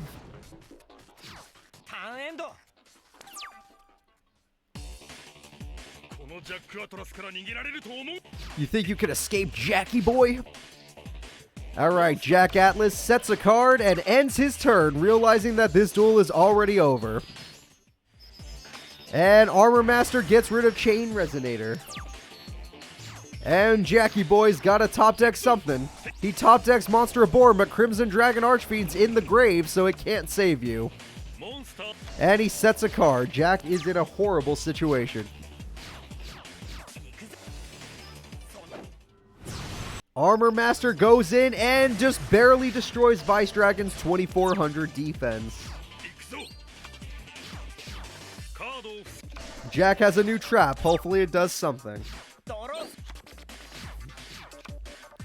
However, Solidarity will buff. See, this Blackwing actually works well. Red Screen will buy him some turns, but Trap Stun says no. It will not buy you this turn. And you'll still have to pay for it. Power Breaker dies, but so does Solidarity. And Resonator Call will stall. That's not a bad combo. Jack is forced to pay 1,000, so let's see if Jack has enough turns to get another Red Demon's Dragon out here before it's over. If he can't do it, oh god, Jack's down another 1,000. He needs his dragon. Shura joins the field. Icarus attack gets rid of the screen, gets rid of the monster. Jack's out of everything. This is for game. Crow is going for the win. Here it comes.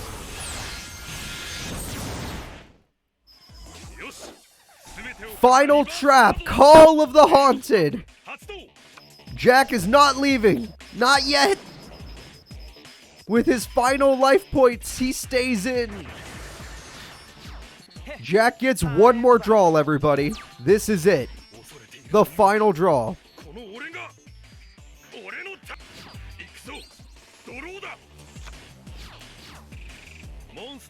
It's just a set. And it doesn't have an effect. Crow just needs any monster card. Crow does not draw a monster card. Jackie Boy survives. It's Pyramid Turtle! Jackie Boy does more than survive. He takes half of his life points as attack points, and that gives him 2950. He can stand up to Armor Master. He can't kill it, but he can stand up to it.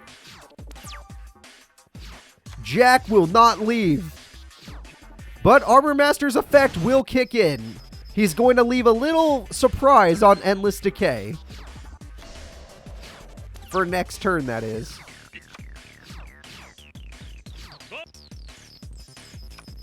Jack gets rid of Value the Emblem of Honor. Sets a card because it's over. And now, Crow can attack for game. The effect of his monster brings him down to 0 attack points. Jack is dead. The duel is over. Crow is unstoppable. The final attack. Jack kept trying to come back, but Crow always had an answer. Because Armor Master is the best.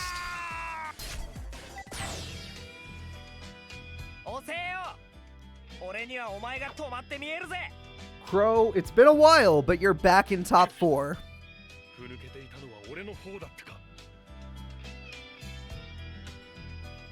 Alright, everybody. We are here. We are at the best of our Grand Prix tournament. Put these characters on a bike and they'd be the best racers out there. Oh, whoops, that was a mistake. It's okay. Easy to fix. That was my inner hope kicking in, but obviously, I can't hope that much. There we go. Here we go, guys. It's time for the first semi-final fights. Jean versus Mina. Team Unicorn versus Team Sector Security.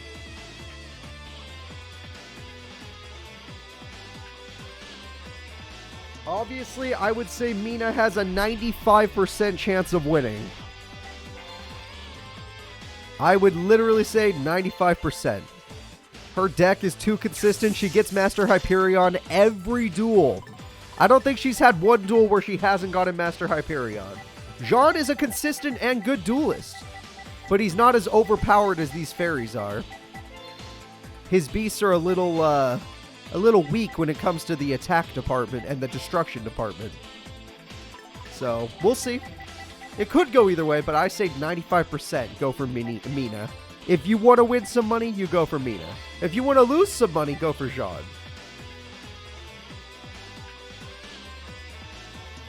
Alright, here we go, everybody. Jean versus Mina. I don't think he could deck her out when Master Hyperion pops a card every turn. Let's go.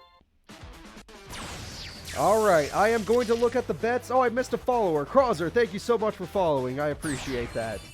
Alright, so Jean has the small bet of 24% at 2.5k from Ghost Wolf. And Mina has a small bet as well from Shadow Phoenix at 6.4k. No one believed in Mina as much as they should have.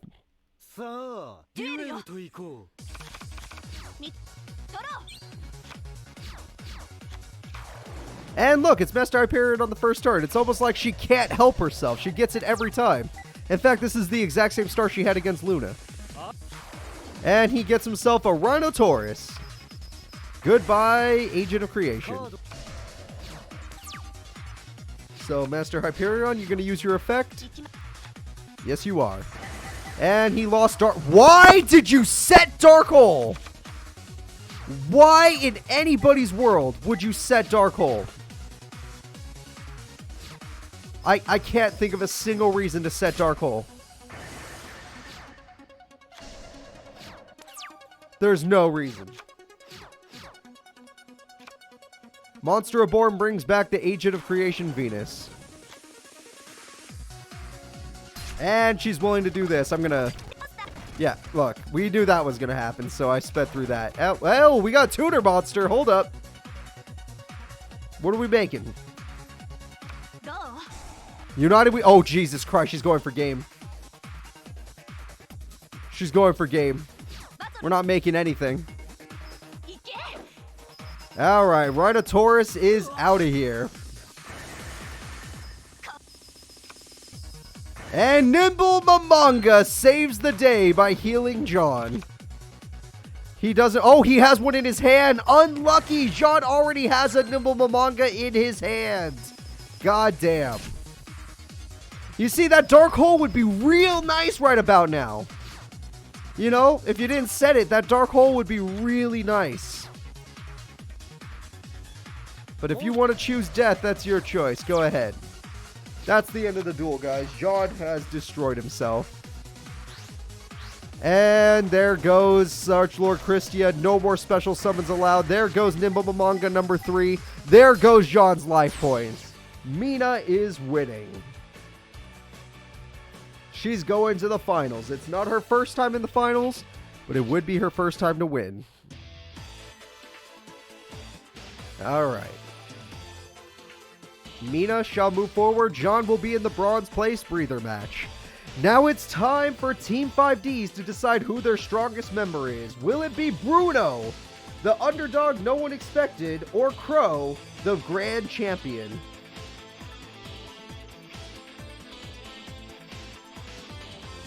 All right.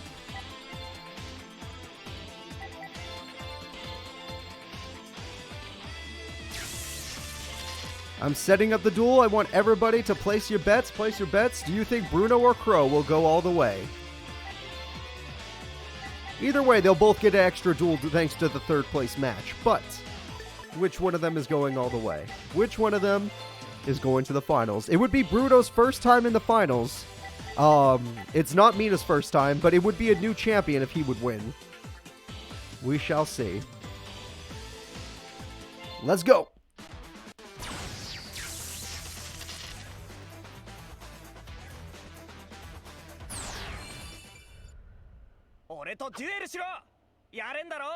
Can you handle a duel?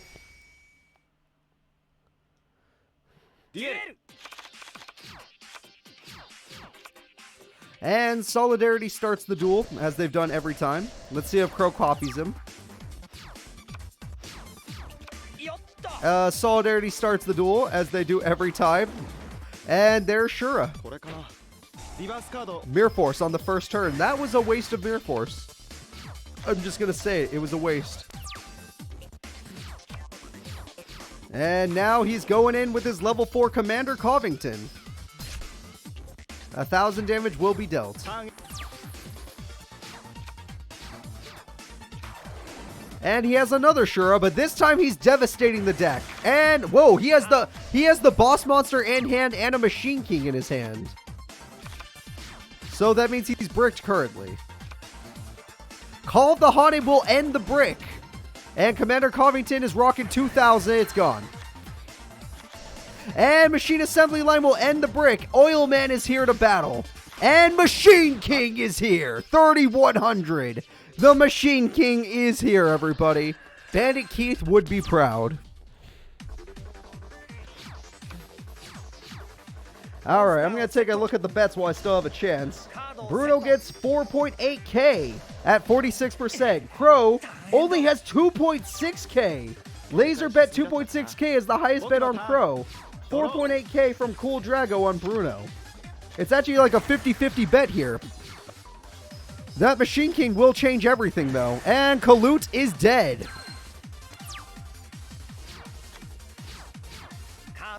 Crow has... Oh, God. Crow has bricked. He shouldn't have killed his Shura. Covington is dead. 3,100. Crow's down to 800 life points. Can he come back? He needs a monster. He didn't get a monster. Crow's gonna get knocked out by the newbie. Oh God, it's happening. This is the game. Bruno is going to the finals for the first time in his career.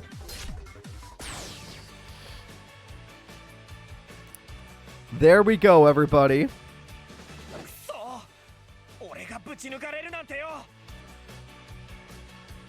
Nate Dogg has lost a lot of money this tournament. Alright, everybody, we are going to take a breather. It's time for a third place match. I'm going to move that bracket over a bit, sorry. There we go. It's time for the third place match, everyone. It's time for Crow to get some revenge, and he's going to be taking on Jean. Crow versus Jean. Team Unicorn versus Team 5D's.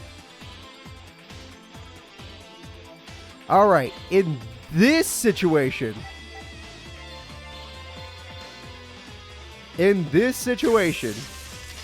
who do you think would win?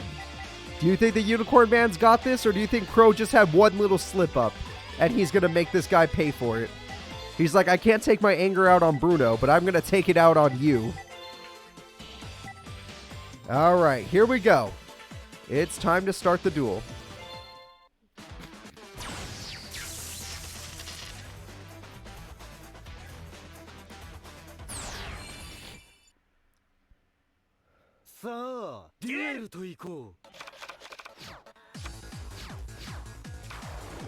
Alright, sure to start the duel. At least Crow isn't bricked. And Jean starts the duel with God. Oh, God says no to your Trident Warrior. But Monster Reborn says yes. Alright, let me check out the bets. Because Crow starts with half his life point. Jean has a very small bet on him. 1.2k from Peace. 26% of the vote. Crow has 74% of the vote. Shadow Phoenix has the highest bet at 4.4k. And MST will clear out one of the problematic trap cards. Goodbye, Bottomless. Icarus Attack will clear out the other two monsters. Goodbye, trap card. Goodbye, cards. Monster Reborn will take Trident Warrior. Why choose his monster? Trident Warrior, and 1800 damage will finally be dealt.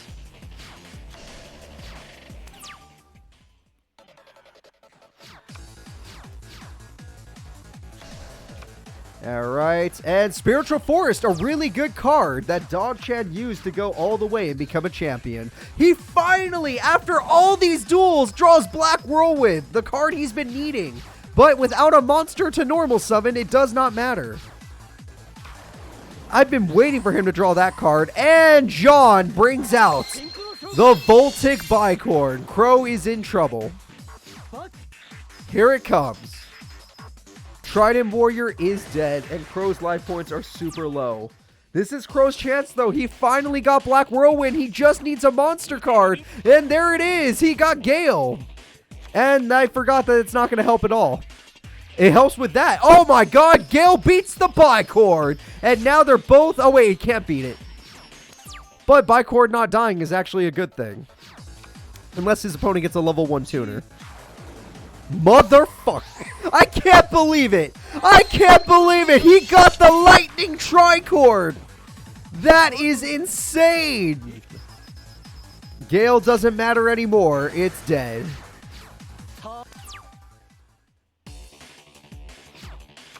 Alright, let's see what we got next. We have set, pass. Yep, he's in a desperate situation. Here comes the game-winning card, and it's Bottomless to save himself. Tricor could still do some work. Well, how are you going to take out the boss monster, Crow? Oh god, Crow's bricked! Crow has bricked! Crow fans are eating bad tonight, alright. This is game! Crow is out of here! Team Unicorn takes third place in the Grand Prix tournament. Crow fans, you were eating good until the very end. 13 and 32. That is depressing as hell, Reaper.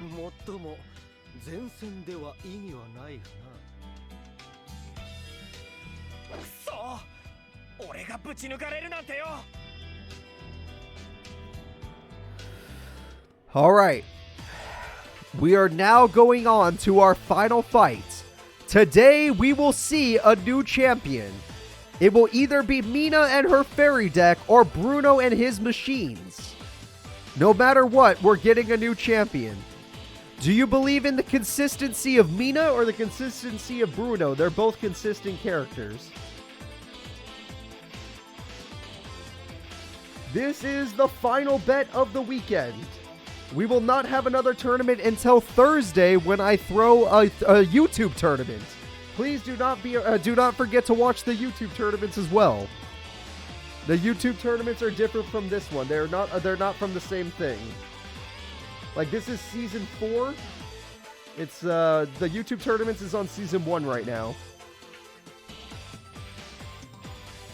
All right. Place your final bets, everybody. Place your final bets.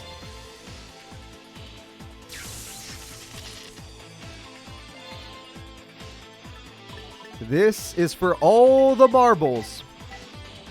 All the marbles.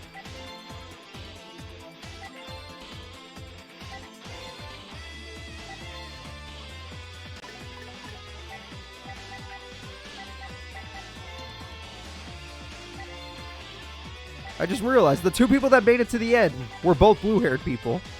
They both have blue hair. Look at this. They could be cousins. Alrighty. 10 seconds left to bet. I will not start the duel until the bets have been ended. I will not start the duel until everyone has bet.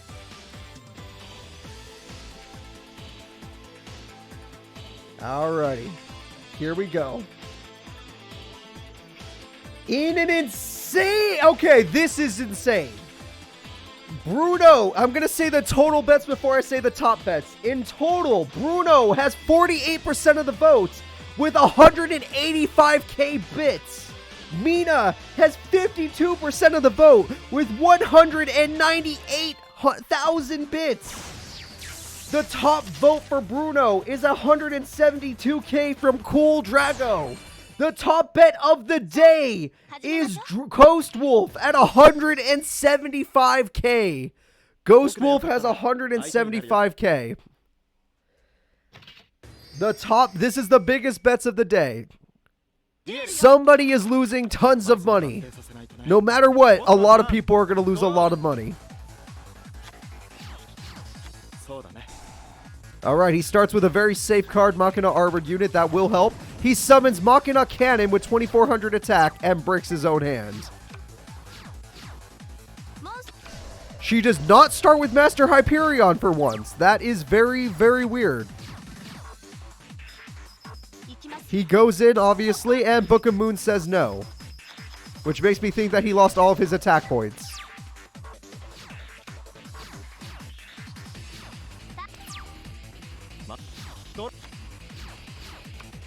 Bruno plays Monster Aboard to bring back Machina Sniper, which he does need. Yes, the attack did reset with the Book of Moon.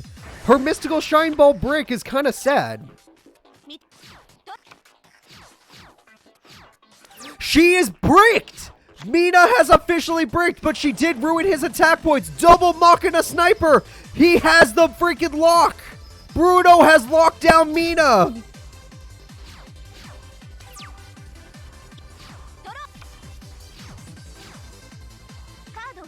She is still bricked! If Bruno can draw an actual monster, this could be it! He draws Machina Defender. Machina Cannon has no attack. Why is it in attack mode? Why? Like, no, but seriously, why is it in attack mode?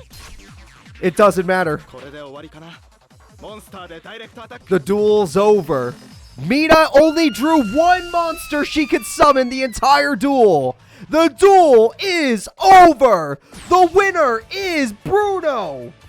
Our brand new champion Bruno is here. And Cool Drago, or whatever your name is, you're rich. Ghost Wolf has lost 175k.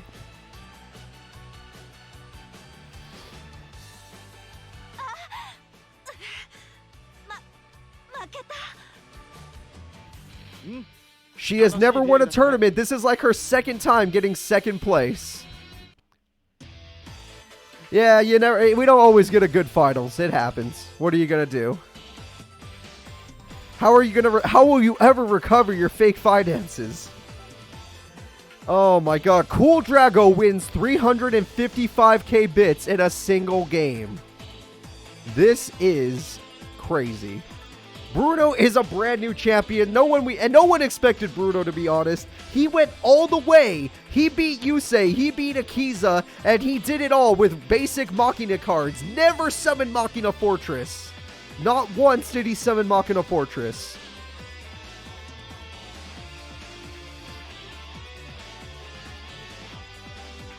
This has been a fun tournament, guys. That is going to be it for this one. Next week, we'll have another fun one on Saturday. Don't worry, it's not going to be too crazy. And on Thursday, we will have another one as well. So if you want to watch, go to watch it on YouTube. And if you want to watch on Saturday, it will be on Twitch. But my Twitch streams go on YouTube as well, but you have to wait a day. All right, Bruno. You're officially a champion. You've done it. With a Machina deck, you are a champion. Bruno will receive first place. I know you can't see it, but he did. Jean gets third. Mina gets second because she earned it. She's damn good. And Crow will be taking fourth. That is it, everybody. We had a pretty good tournament today. You know, some ups and downs, some lefts and rights. But overall, a good day.